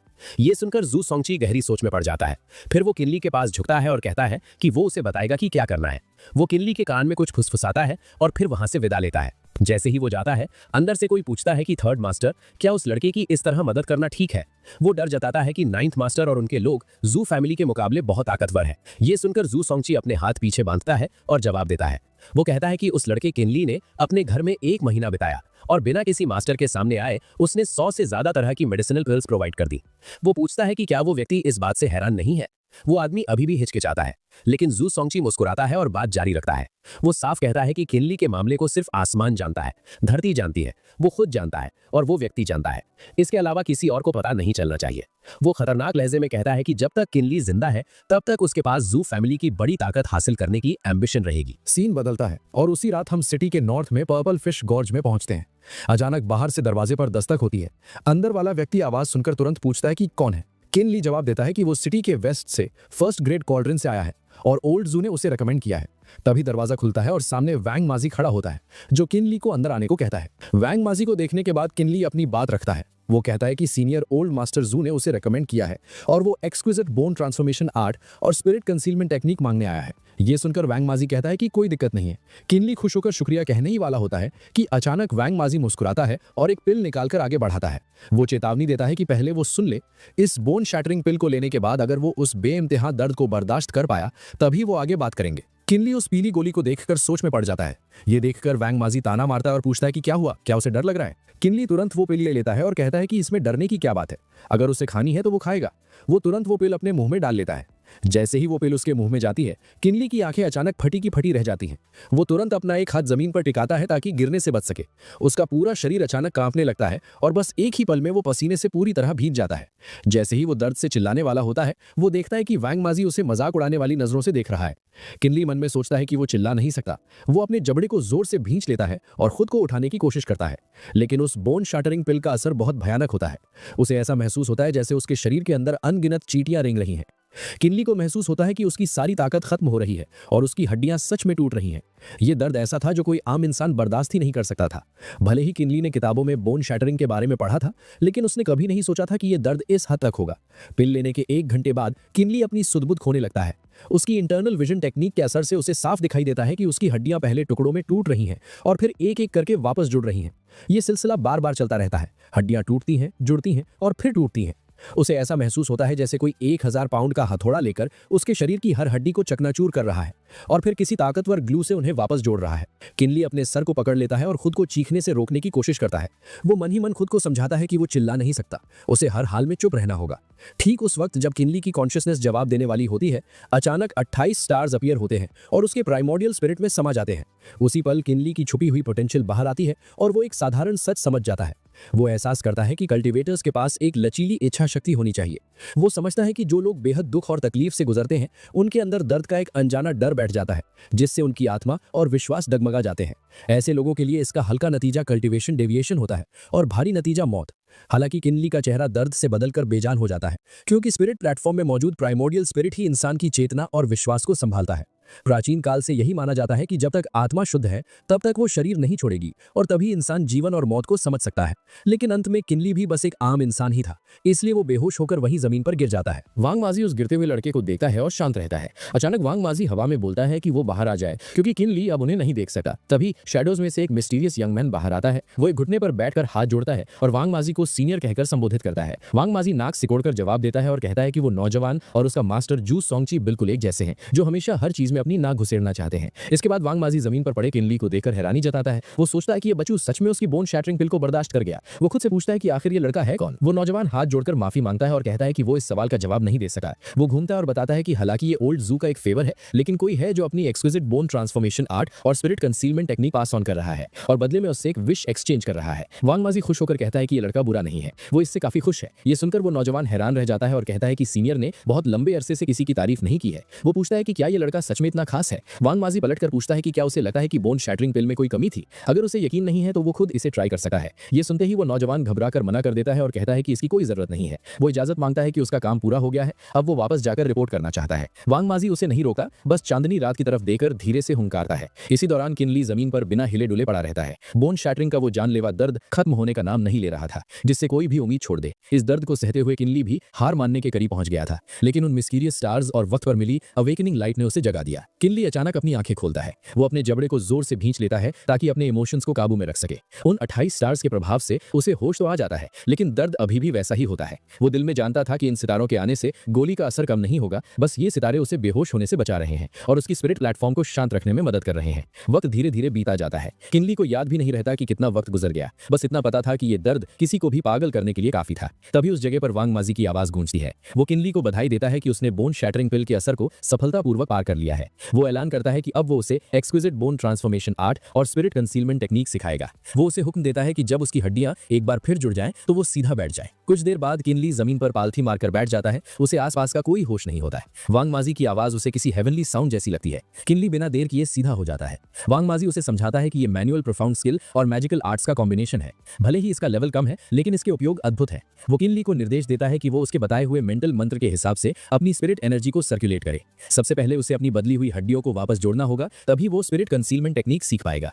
ये सुनकर किनली बेहद खुश होता है और तुरंत वांग माजी के बताए मंत्र के अनुसार कल्टीवेशन शुरू कर देता है। सबसे पहले मंत्र को फॉलो करते हुए वो अपनी स्पिरिट एनर्जी को 7 साइकिल्स तक घुमाता है और देखते ही देखते उसकी टूटी हुई हड्डियां वापस जुड़ने लगती हैं। इसके बाद वो धीरे धीरे मंत्र को एक बार फिर दोहराता है। उसके पूरे शरीर का दर्द गायब होने लगा है और उसके शरीर से लगातार नीली रोशनी निकलने लगती है। वांग वाजी अपने हाथ में एनर्जी लेकर आगे बढ़ता है और स्पिरिट कंसीलमेंट टेक्निक ट्रांसमिट करना शुरू करता है। वो समझाता है कि एक्सक्विजिट बोन ट्रांसफॉर्मेशन से वो अपना चेहरा और रूप बदल सकता है, लेकिन एक कल्टीवेटर का ऑरा सिर्फ स्पिरिट कंसीलमेंट टेक्निक से ही छुपाया जा सकता है। वो किनली की किस्मत की तारीफ करता है और कहता है कि अगर वो इन बातों को नहीं जानता तो वो कभी ये कला नहीं सीख पाता। आखिर में वो किनली की पीठ पर हाथ रखता है और उसे एक आखिरी चेतावनी देता है। वो कहता है कि सीखने के बाद उसे बस एक बात याद रखनी है कि आज जो यहाँ हुआ वो किसी को नहीं बताना है। बस ऐसे बर्ताव करना जैसे ये कभी हुआ ही नहीं। कुछ वक्त बाद वांग माजी दरवाजे पर खड़ा होकर देखता है। बाहर किनली पसीने से तरबतर होने के बावजूद कल्टीवेशन में ध्यान लगाए हुए था। जब सब कुछ पूरा हो जाता है तो वहाँ एक लाल लैंटर्न जल उठती है। किनली झुकर वांग माजी का शुक्रिया अदा करता है और कहता है कि वो सीनियर की इस दयालुपन को कभी नहीं भूलेगा। इसके बाद वो दृढ़ता से मुड़ता है और वहां से निकल जाता है। इसी वक्त किनली के पूरे शरीर में हलचल होने लगती है और हड्डियों के चटकने की आवाजें आती हैं। देखते ही देखते उसका चेहरा बदलकर बिल्कुल अलग हो जाता है। किनली अपने हाथ को गहरी सोच में देखता है। वो मन ही मन हैरान होता है कि ये एक्सक्विजिट बोन ट्रांसफॉर्मेशन आर्ट सच में जादुई है, जो पूरे ढांचे को बदलकर इंसान का रूप ही बदल देती है। किनली मुस्कुराता है और अपनी मुट्ठी भींचता है। वो सोचता है कि ये बहुत अच्छा हुआ, अब उसके जान पहचान वाले भी उसे नहीं पहचान पाएंगे। वो आगे बढ़ता है और प्लान बनाता है कि अब उसे वापस इन जाना होगा और स्पिरिट कंसीलमेंट टेक्निक को और गहराई से प्रैक्टिस करना होगा ताकि वो अपने शरीर के ऑरा को भी पूरी तरह छुपा सके। इस वक्त किनली के लॉजिंग एरिया के पास चांद आसमान में ऊंचा चमक रहा था। पास के एक घर के अंदर से एक चिढ़ी हुई आवाज आई। वो लोग गुस्से में शिकायत कर रहे थे कि उन्होंने उसे भागने दिया। उनका कहना था कि उन्हें खबर बहुत देर से मिली थी, इसलिए इसमें कोई हैरानी की बात नहीं कि वो भाग गया। साथ ही उन्होंने ये टिप्पणी भी की कि ऐसा लगता है कि ये किनली कोई साधारण कल्टीवेटर नहीं है। ये सुनकर किनली का एक्सप्रेशन सख्त हो गया। दूसरी तरफ वो दो आदमी अभी भी फुसफुसा रहे थे। एक ने डर जताया कि अगर वो लोग किनली को ढूंढ नहीं पाए तो वापस जाने पर बॉस उन्हें सजा देंगे, इसलिए अब उन्हें क्या करना चाहिए। दूसरे ने लापरवाही से जवाब दिया कि ये उनकी चिंता नहीं है। उसने दावा किया कि ये जानकारी वही जियान ने लीक की थी, इसलिए अगर कोई सजा पाएगा तो वो वही जियान होगा, वो लोग नहीं। उन्होंने आपस में विचार किया कि उस लड़के को शायद पता चल गया होगा कि वो आ रहे हैं, लेकिन वो शोंग युआन एंशिएंट सिटी जैसी शांत जगह छोड़ने को राजी नहीं होगा। उन्हें बिल्कुल अंदाजा नहीं था कि किनली उनके ठीक पीछे खड़ा था। उनकी पूरी बातचीत सुनने के बाद उन लोगों ने अपनी नाराजगी पर काबू पाया और एक फैसला लिया। उन्होंने तय किया कि बहुत संभावना है कि वो अभी भी शोंग युआन एंशिएंट सिटी में ही है। एक ने दूसरे को आदेश दिया कि वो वापस जाए और कुछ और लोगों को लेकर आए ताकि वो शहर का कोना कोना छान सके। उसने सुझाव दिया कि अगर जरूरत पड़ी तो वो कुछ स्पिरिट स्टोन्स का इस्तेमाल करके अंडरवर्ल्ड से लोगों को हायर कर सके हैं ताकि वो जांच में मदद करें। उसने जोर दिया कि उन्हें उसे ढूंढना ही होगा, जिस पर दूसरे आदमी ने हामी भरी। उनकी बातें सुनकर किनली को धक्का लगा और वो गुस्से में अपने दांत पीसने लगा। उसे समझ आ गया कि ये जरूर वही जियान की बात कर रहे हैं, जिसका सीधा मतलब था कि वही जियान ने उसे धोखा दिया। वो वहां चुपचाप खड़ा रहा, लेकिन उसका दिमाग अशांत था। वो यही सोचता रहा कि वो आदमी कितना ईमानदार और नेक लगता था और उसने वादा भी किया था कि वो कुछ नहीं बताएगा। उसे यकीन नहीं हो रहा था कि बस एक दिन के बाद ही उसने उसे धोखा दिया, इसलिए वो उसे एक धोखेबाज विलन मानने लगा। गुस्से के मारे उसकी मुट्ठी भिंच गई और कांपने लगी। उसने सोचा कि अच्छा हुआ वो तेज भागा, वरना आज रात वो अपनी जान खो बैठता। इस पल किनली ने खुद को संभाला और एक फैसला लिया कि एक जेंटलमैन के लिए बदला लेने में 10 साल भी देर नहीं होती। वो जानता था कि भले ही उसने अब एक्सक्विजिट बोन ट्रांसफॉर्मेशन आर्ट और स्पिरिट कंसीलमेंट टेक्निक सीख ली है, लेकिन जल्दबाजी में बदला लेने से उसकी पहचान आसानी से खुल जाएगी। वो अपने अगले कदम पर विचार करने लगा। उसे एहसास था कि बोन क्लेंजिंग आई की वजह से वाटर इवेजन स्ट्रॉन्ग होल्ड के सारे लोग उसे ढूंढ रहे हैं और यह भी तय था कि उन्होंने वही जियान के आसपास बहुत से लोग लगाए होंगे। ये सोचकर किनली ने गुस्से में दांत पीसे और दिल में संकल्प लिया कि इस शोंग युआन एंशिएंट सिटी में अगर उसे बदला लेना है तो उसके पास बेइंतहा ताकत होनी चाहिए और इसका एक ही रास्ता है, सिक्लूजन में जाकर कल्टीवेशन करना। जिंदगी चलती रही, घटनाएं धीरे धीरे भूतकाल बन गईं और सिर्फ यादें ही थीं जो अभी धुंधली नहीं हुई थी। वक्त उड़ता गया और साल किसी बुनकर की फिरकी की तरह तेजी से बीत गए। किनली हर रोज कड़ी मेहनत से ट्रेनिंग करता रहा। कल्टीवेशन वर्ल्ड में किसी की ग्रोथ के साथ दुनिया धीरे धीरे रूखी और बेस्वाद होती जाती है। एक कल्टीवेटर के लिए 3 साल का वक्त जिंदगी का बस एक छोटा सा हिस्सा होता है। अचानक उसने चिल्लाते हुए अपनी क्लाउड गैदरिंग शाटरिंग स्वॉर्ड को पुकारा और एक ही बार में उसने अपने सामने रखे एक विशाल पत्थर को सफाई से 2 टुकड़ों में काट दिया। ये नजारा देखकर किनली बहुत संतुष्ट हुआ। उसने महसूस किया कि तलवार अच्छी तरह से निखारी हुई है, जिसके वार से पत्थर से चिंगारी निकलती है और वो बिजली की तरह हवा में उड़ती हुई कीचड़ की तरह चीजों को काटती है। उसने ऐलान किया कि ये सफलता है। उसने हिसाब लगाया कि 3 साल हो गए हैं और वो स्पिरिट वॉइड रेल्म के 6th लेवल पर है। वो आखिरकार लास्ट स्पिरिट वॉइड स्टेज पर ब्रेक थ्रू कर चुका है, लेकिन उसने माना कि उसकी करंट रफ्तार अभी भी काफी धीमी है। उसने सोचा कि उसने किन क्लैन की पर्पल सन आर्ट का लोअर वॉल्यूम पूरा प्रैक्टिस कर लिया है, जिससे वैसे तो सिर्फ 5th लेवल तक ब्रेक थ्रू होना चाहिए था। उसने कभी नहीं सोचा था कि वो 6th लेवल तक ब्रेक थ्रू कर लेगा, लेकिन उसे लग रहा था कि अगर वो इसकी प्रैक्टिस जारी रखता है तो आगे इंप्रूव करना बहुत मुश्किल होगा। इसलिए उसने तय किया कि अब बाहर जाने का और कोई दूसरी कल्टीवेशन मेथड ढूंढने का वक्त आ गया है। उसकी आंखें अचानक तेज हो गई। उसके जहन में वो वे जियान याद आया, जिसने अपने निजी फायदे के लिए दोस्त को धोखा दिया था। किनली ने सोचा कि उसे 3 साल जिंदा रहने दिया, ये काफी होना चाहिए। इसके तुरंत बाद किनली का दिल वे जियान के लिए नफरत से भर गया और वो वहां से निकल पड़ा। बाहर जाने और जानकारी इकट्ठा करने को आसान बनाने के लिए उसने एक्सक्विजिट बोन ट्रांसफॉर्मेशन आर्ट और स्पिरिट कंसीलमेंट टेक्निक का इस्तेमाल करके अपना भेस बदल लिया ताकि कोई उसे पहचान न सके। फिर उस जगह को याद करते हुए जहां वे जियान रहता था, वो उसे ढूंढने और बदला लेने के इरादे से निकल पड़ा। सफर बहुत आरामदायक था। इस वक्त किनली एक अधेड़ उम्र के अंकल के भेस में था जो कदम दर कदम आगे बढ़ रहा था। उसने खुद से कहा कि वो प्लम एली सिटी के ईस्ट में पहुंचने वाला है। अचानक उसे आगे से कुछ लोगों के बात करने की आवाज सुनाई दी और वो सतर्क होकर जल्दी से एक तरफ छुप गया ताकि उनकी बातें सुन सके। आगे रास्ते पर 2 लोग दिखाई दिए। एक तरफ पत्थर जैसे कठोर चेहरे वाला यूए जिटैंग था और दूसरी तरफ वे जियान था जो बुरी तरह नशे में धुत था और यूए जिटैंग के पीछे चल रहा था। वे जियान चलते हुए लड़खड़ा रहा था और अपने पुराने साथी यूए जिटैंग को गाली देते हुए उसे कमीना कह रहा था। उसने गुस्से में ऐलान किया कि वो यूए जिटैंग को नहीं छोड़ेगा, भले ही वो मरने के बाद भूत क्यों न बन जाए। अपने आप को गाली सुनता देख यूए जिटैंग को गुस्सा आ गया। उसने अपना पैर उठाया और वे जियान को जोर से लात मारी। वे जियान बिना हिले डुले जमीन पर पड़ा रहा जबकि यूए जिटैंग खड़े होकर उसे गाली दे रहा था। यूए जिटैंग ने उसे पागल कहा और धमकाया कि अगर शैंग युआन एंशिएंट सिटी के नियमों के तहत यहाँ मारना मना नहीं होता तो वो उसे कब का मार चुका होता। अचानक एक नौजवान औरत की आवाज गूंजी जिसने पूछा कि यूए जिटैंग ये क्या कर रहा है। ये यूरुओ थी जो वे जियान को बचाने आई थी। यूए जिटैंग ने नाक सिकोड़कर ठंडी सांस ली और पहचाना कि ये सिस्टर रुओ है। उसने सफाई देते हुए कहा कि वो खुद वे जियान से पूछ लें कि वो क्या कर रहे हैं, क्योंकि वो लोग शराब पी रहे थे और ये तमाशा करने के लिए भाग आया। उसकी मुस्कान और ज्यादा मजाक उड़ाने वाली हो गई जैसे ही उसने अपने दोस्त वे जियान की हालत का मजाक उड़ाया। उसने कहा कि एक मौका परस्त जान पहचान के लिए अपनी सारी कल्टीवेशन खो देना और फिर भी कोई पछतावा न होना। ब्रदर वे जियान एक असली बेवकूफ है। यहाँ यूए जिटैंग ने वे जियान की वफादारी का मजाक उड़ाते हुए तामा मारा। उसने कहा कि उस वक्त जब बॉस ने किनली का पता पूछा था तो क्या ये ठीक नहीं होता कि अगर वे जियान ने बस उन्हें बता दिया होता। वो नौजवान औरत जिसका नाम यूरुओ था, उसने कुछ नहीं कहा, बस चुपचाप वे जियान के जख्मों की देखभाल करती रही। यूए जियांग ने आगे कहा कि वे जियान को बस इतना जिद्दी होना था और अब वो खुद को देखे कि वो क्या बन गया है। उसने वे जियान से पूछा कि क्या वो उसका किनली वापस आया, क्या वो उससे मिलने आया। उसने दावा किया कि वो आदमी इसे अपना दोस्त तक नहीं मानता। यूए जियांग ने अपनी डांट फटकार जारी रखी और गुस्से में यूरुओ को चेतावनी दी कि अगर अगली बार वे जियान ने ऐसी हरकत की तो वो लोग बिल्कुल भी कोई लिहाज नहीं करेंगे। फिर वो गुस्से में मुड़ा और वहां से जाने लगा। जाते हुए वो बड़बड़ाता रहा कि वे जियान अभी भी उसके लिए मुसीबत खड़ी करने की हिम्मत करता है। उसने कहा कि वे जियान आईने में खुद को क्यों नहीं देखता, क्या उसे लगता है कि वो अभी भी 3 साल पहले वाला ताकतवर वे जियान है। उसने ऐलान किया कि वो उसे अब बस एक कचरा मानता है और वो उसके मुंह लगने के लिए भी बहुत आलसी है, वरना वो उसे चीरकर 8 टुकड़े कर देता। पास में छुपा हुआ किनली ये सुनकर हैरान रह गया और त्योरियां चढ़ाने लगा। उसे समझ आया कि तो पता चला कि वो वे जियान नहीं था जिसने उसे बेचा, और तो और वे जियान जख्मी है और अपाहिज हो गया है क्योंकि उसने किनली का पता नहीं बताया था। वो सोचने लगा कि ये कैसे हो सकता है क्योंकि 3 साल पहले तानहू के साथ हुई लड़ाई में वे जियान बिल्कुल भी जख्मी नहीं था। गुस्से में उसने सोचा कि आखिर 3 साल पहले हुआ क्या था और फैसला किया कि सच्चाई जानने के लिए लगता है उसे पहले यूए जियांग से निपटना होगा। जैसे ही यूए जियांग चलता रहा वो मन में सोचता रहा कि वे जियान सच में पागल है। अचानक पास में एक शराबी की लड़खड़ाती आवाज गूंजी। किनली जानबूझकर शराबी होने का नाटक कर रहा था ताकि वो यूए जियांग का ध्यान खींच सके। शराबी झूमते हुए जोर से बोल रहा था कि ये तो बस एक प्राइमोर्डियल यांग पिल है जिससे मॉर्टल बना जा सकता है। ये सुनकर यूए जियांग के अंदर लालच जाग उठा। उसने प्राइमोर्डियल यांग पिल का नाम दोहराया। रात के वक्त सड़क इतनी सुनसान थी कि हवा की साए साए साफ सुनाई दे रही थी, जो एक जुर्म करने के लिए परफेक्ट सेटिंग थी। इसलिए वो आगे बढ़ा और उस आदमी पर हमला करके उसे लूटने की कोशिश की। यूए जियांग ने घमंड से अपनी उंगलियां चटकाई और सोचा कि इस मामूली शराबी के पास प्राइमोर्डियल यांग पिल जैसी अच्छी चीज कैसे हो सकती है और क्या दुनिया में कोई इंसाफ है। जहां तक दूसरे आदमी की बात है, वो अब तक थोड़ा होश में आ चुका था। शराबी ने यूए जियांग को अपनी बातों में उलझाने के लिए कहा कि हम सब तो आपस में भाई भाई है। उसने कहा कि अब जब हम मिल ही गए हैं तो वो उसे अच्छे से विदा करेगा और उसे शर्माना नहीं चाहिए। फिर वो आदमी गिर गया और उल्टी करने का नाटक करने लगा ताकि यूए जियांग बेफिक्र हो जाए। इसी बीच यूए जियांग ने अपनी तलवार निकाली। उसने उस शराबी को चेतावनी दी कि बच्चू, अगले जन्म में याद रखना कि इतना दिखावा नहीं करना चाहिए, और उसे नर्क में जाने को कहा। उसकी तलवार की नोक तेजी से नीचे की तरफ आई, लेकिन 1 सेकंड बाद वो शराबी अचानक उछला और उसने यूए जियांग पर पलटवार किया। यूए जियांग पीछे की तरफ गिरा और जल्दी से अपने हाथ पैरों से खुद को संभाला। इससे यूए जियांग गुस्से में दहाड़ा कि वो शराबी होकर भी लड़ना जानता है, लेकिन अगले ही पल उसकी आंखें हैरानी से फटी रह गईं क्योंकि उसके विरोधी ने अभी अभी अपना भेस उतार दिया था। ये वही इंसान था जिसके बारे में वो अभी सोच रहा था। यूए जियांग की दहाड़ 3 ब्लॉक्स तक गूंजी जब उसने पहचाना कि वो किनली है। किनली ने उसे घूरा और धीमी आवाज में सवाल किया कि ये अच्छी बात है कि उसे वो अभी भी याद है। उसने यूए जियांग की गद्दारी पर गुस्सा जताते हुए कहा कि 3 साल पहले वो जानता था कि यूए जियांग अच्छा आदमी नहीं है, लेकिन उसने कभी नहीं सोचा था कि वो अपने ही दोस्त को पैरों तले कुचल देगा।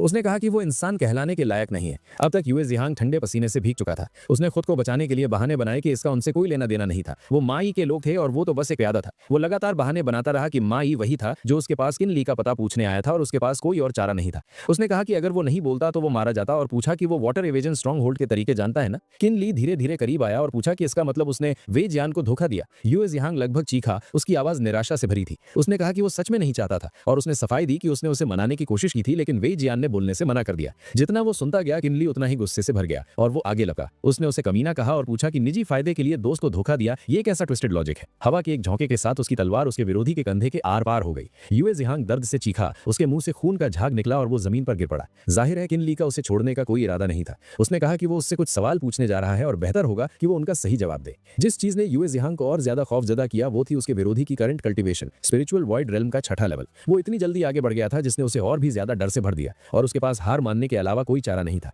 यूए जियांग ने सब कुछ कबूल कर लिया। सिर्फ तभी किनली को पता चला कि जिस व्यक्ति ने वे जियान को नुकसान पहुंचाया था उसका नाम माई था। वो वाटर इवेजन स्ट्रॉन्ग होल्ड के मास्टर का सगा छोटा भाई था। वो बेहद कमीना और जालिम था और उसे शांग युआन एंशिएंट सिटी में भेजा गया था ताकि वो उन अंडरलिंग्स को कमांड कर सके जो इंटेलिजेंस गैदर करने में माहिर है। इसके बाद जो घटनाएं हुई वो अनएक्सपेक्टेड नहीं थी। 3 साल पहले वो माई ही था जिसने यूए जियांग को ढूंढा था और उसे मजबूर किया था कि वो किनली का पता बताए, लेकिन उस वक्त किनली और यूए जियांग के बीच कोई गहरा रिश्ता नहीं था, इसलिए वो वे जियान को ढूंढने गया। एक और बात थी, माई की कल्टीवेशन दरअसल सिर्फ एवरेज थी, लेकिन इतने सालों की प्रैक्टिस के बाद वो भी स्पिरिचुअल वॉइड रेल्म के छठे लेवल के लास्ट स्टेज तक पहुंच गया था। इसके अलावा शांग युआन एंशिएंट सिटी में वाटर इवेजन स्ट्रॉन्ग होल्ड के बहुत सारे आंख और कान थे। जब वो ढूंढने आया तो वो अपने साथ 1 दर्जन से ज्यादा आदमी लेकर आया था और उसने जल्द ही वे जियान को अपने काबू में ले लिया। उस वक्त वे जियान ने बहुत भयानक दुख सहा था, लेकिन उसने किनली के बारे में एक शब्द भी बोलने से इनकार कर दिया था। इस पर माई गुस्से में पागल हो गया और उसने सबके सामने वे जियान की कल्टीवेशन को खत्म कर दिया। चाहे कुछ भी हो जाए, वे जियान ने ठान लिया था कि वो अपने दोस्त के साथ गद्दारी नहीं करेगा। माहौल किसी खिंची हुई कमान की तरह तनावपूर्ण था। ऐसा लग रहा था कि वे जियान वहीं अपनी जान गंवा देगा। तभी यूरो ने उसके लिए भीख मांगी। ये देखकर कि वे जियान की कल्टीवेशन पूरी तरह खत्म हो चुकी है, माई ने दोबारा हमला नहीं किया और उसकी जान बख्श दी। बस अब से वे जियान आधा पागल हो गया और पूरे 1 साल तक बिस्तर पर पड़ा रहा, जैसे कि उसे कोई गहरा साइकोलॉजिकल ट्रॉमा लगा हो। ये सुनकर किनली का गुस्सा और बढ़ गया। 3 साल पहले की घटनाएं आखिरकार साफ हो गई थी, लेकिन किनली के दिल में नाराजगी की आग और भी तेजी से जलने लगी। वो सोचने लगा कि इतने वक्त तक वो यही मानता रहा कि वे जियान एक दोगला इंसान है जिसने उसकी पीठ में खंजर भोंका था।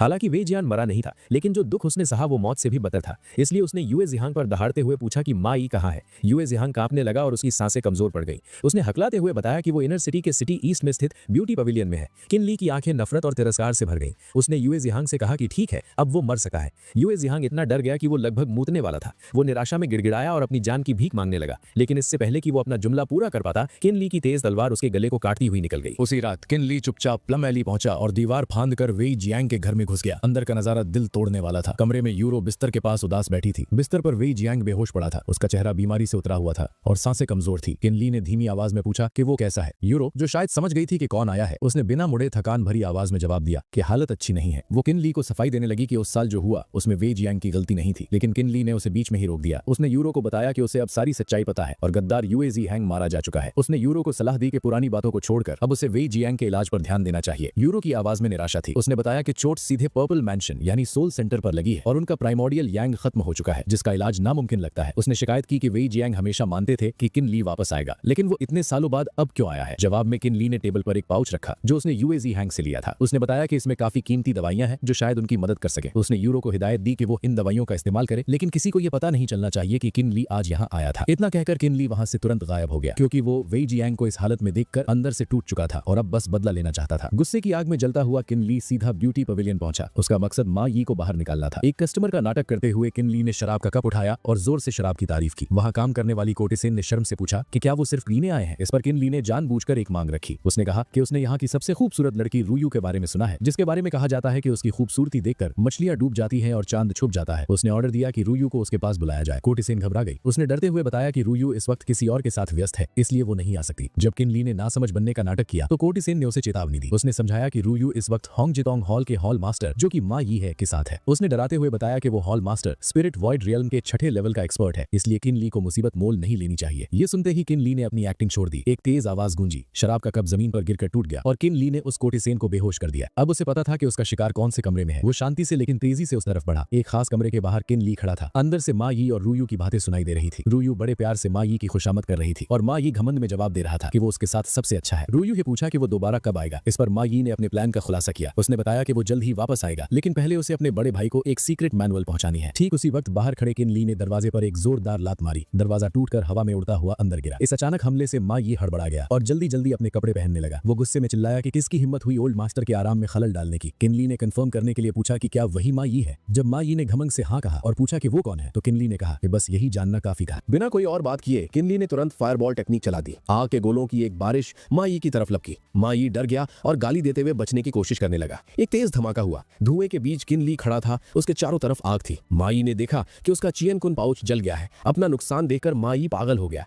उसने किनली पर चिल्लाते हुए पूछा कि आखिर वो है कौन और उसे क्यों मारना चाहता है। तब किनली ने अपना भेष उतार दिया और अपने असली रूप में आ गया। उसने मा यी को याद दिलाया कि वो अपने किए की सजा पा रहा है। किनली ने टैलिस्मैन्स का इस्तेमाल करके कमरे में आग का घेरा बना दिया ताकि मा यी भाग न सके। उसने यूजी हैंग और वी जियान का नाम लिया। उसने गुस्से में कहा कि वी जियान जैसे ईमानदार हीरो की जिंदगी मा यी ने बर्बाद कर दी थी।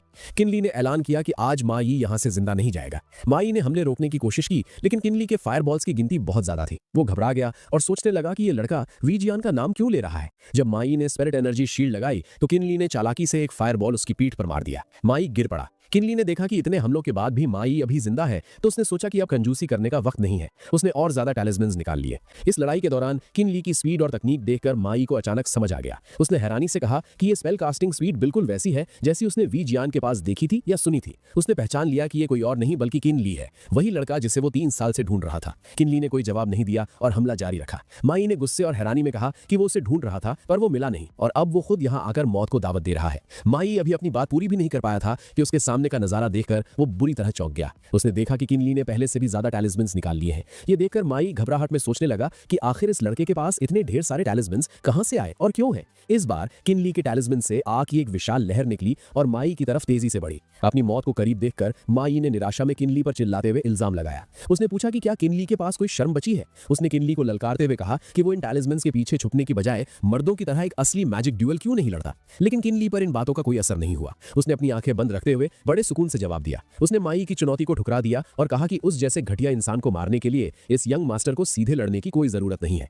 तभी किनली ने अपनी आंखें खोली और त्योड़ियां चढ़ाई। उसकी नजरें बर्फ की तरह ठंडी हो गईं और उसने ठंडे लहजे में हुक्म दिया कि अब मा यी मर जाए। आग की लपटें लगते ही मा यी दर्द से चीख उठा। किनली जो अभी भी अपने हाथ में 2 नए टैलिस्मैन्स पकड़े हुए था, उसने धीमी लेकिन खतरनाक आवाज से मा यी से पूछा कि क्या वो अभी भी विरोध करने की कोशिश करना चाहता है। जब मा यी ने हार नहीं मानी तो किनली के हाथ वाले टैलिस्मैन से पहले से भी ज्यादा ताकतवर आग निकलने लगी। किनली ने जोर से ऐलान किया कि अगर वो नहीं मानता है तो वो उसे थोड़ी और आग देगा। इसके तुरंत बाद वहां एक जोरदार धमाका हुआ और आग का गुबार गरज के साथ फट पड़ा। उस भड़कती हुई आग के सामने किनली सीना तानकर खड़ा रहा। दूसरी तरफ मा यी खून के तालाब में पड़ा बुरी तरह कांप रहा था। दर्द बर्दाश्त करते हुए मा यी ने अपने दांत पीसे और एक दर्दनाक चीख मारी। किनली ने अपने हाथ में एक तलवार पकड़ी हुई थी जिससे एक रोशनी निकल रही थी। वो मा यी की सांसें चलते देख हैरान हुआ और उसने टिप्पणी की कि इतना सब कुछ होने के बाद भी वो जिंदा है। उसने माना कि मा यी को मारना सच में मुश्किल है। किनली आगे बढ़ा और उसने जमीन से वो चियन कुन पाउच उठाया जो मा यी का था। उसने मा यी की तरफ देखते हुए कहा कि अब आखिरी वार का वक्त आ गया है। फिर बिना किसी हिचकिचाहट के किनली ने अपनी तलवार घुमाई और सीधा मा यी पर वार कर दिया। तलवार लगते ही मा यी के मुंह से तुरंत खून निकल आया और मा यी वहीं मर गया।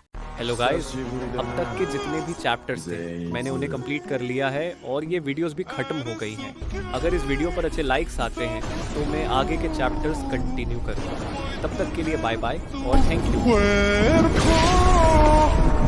Puerco con la luz.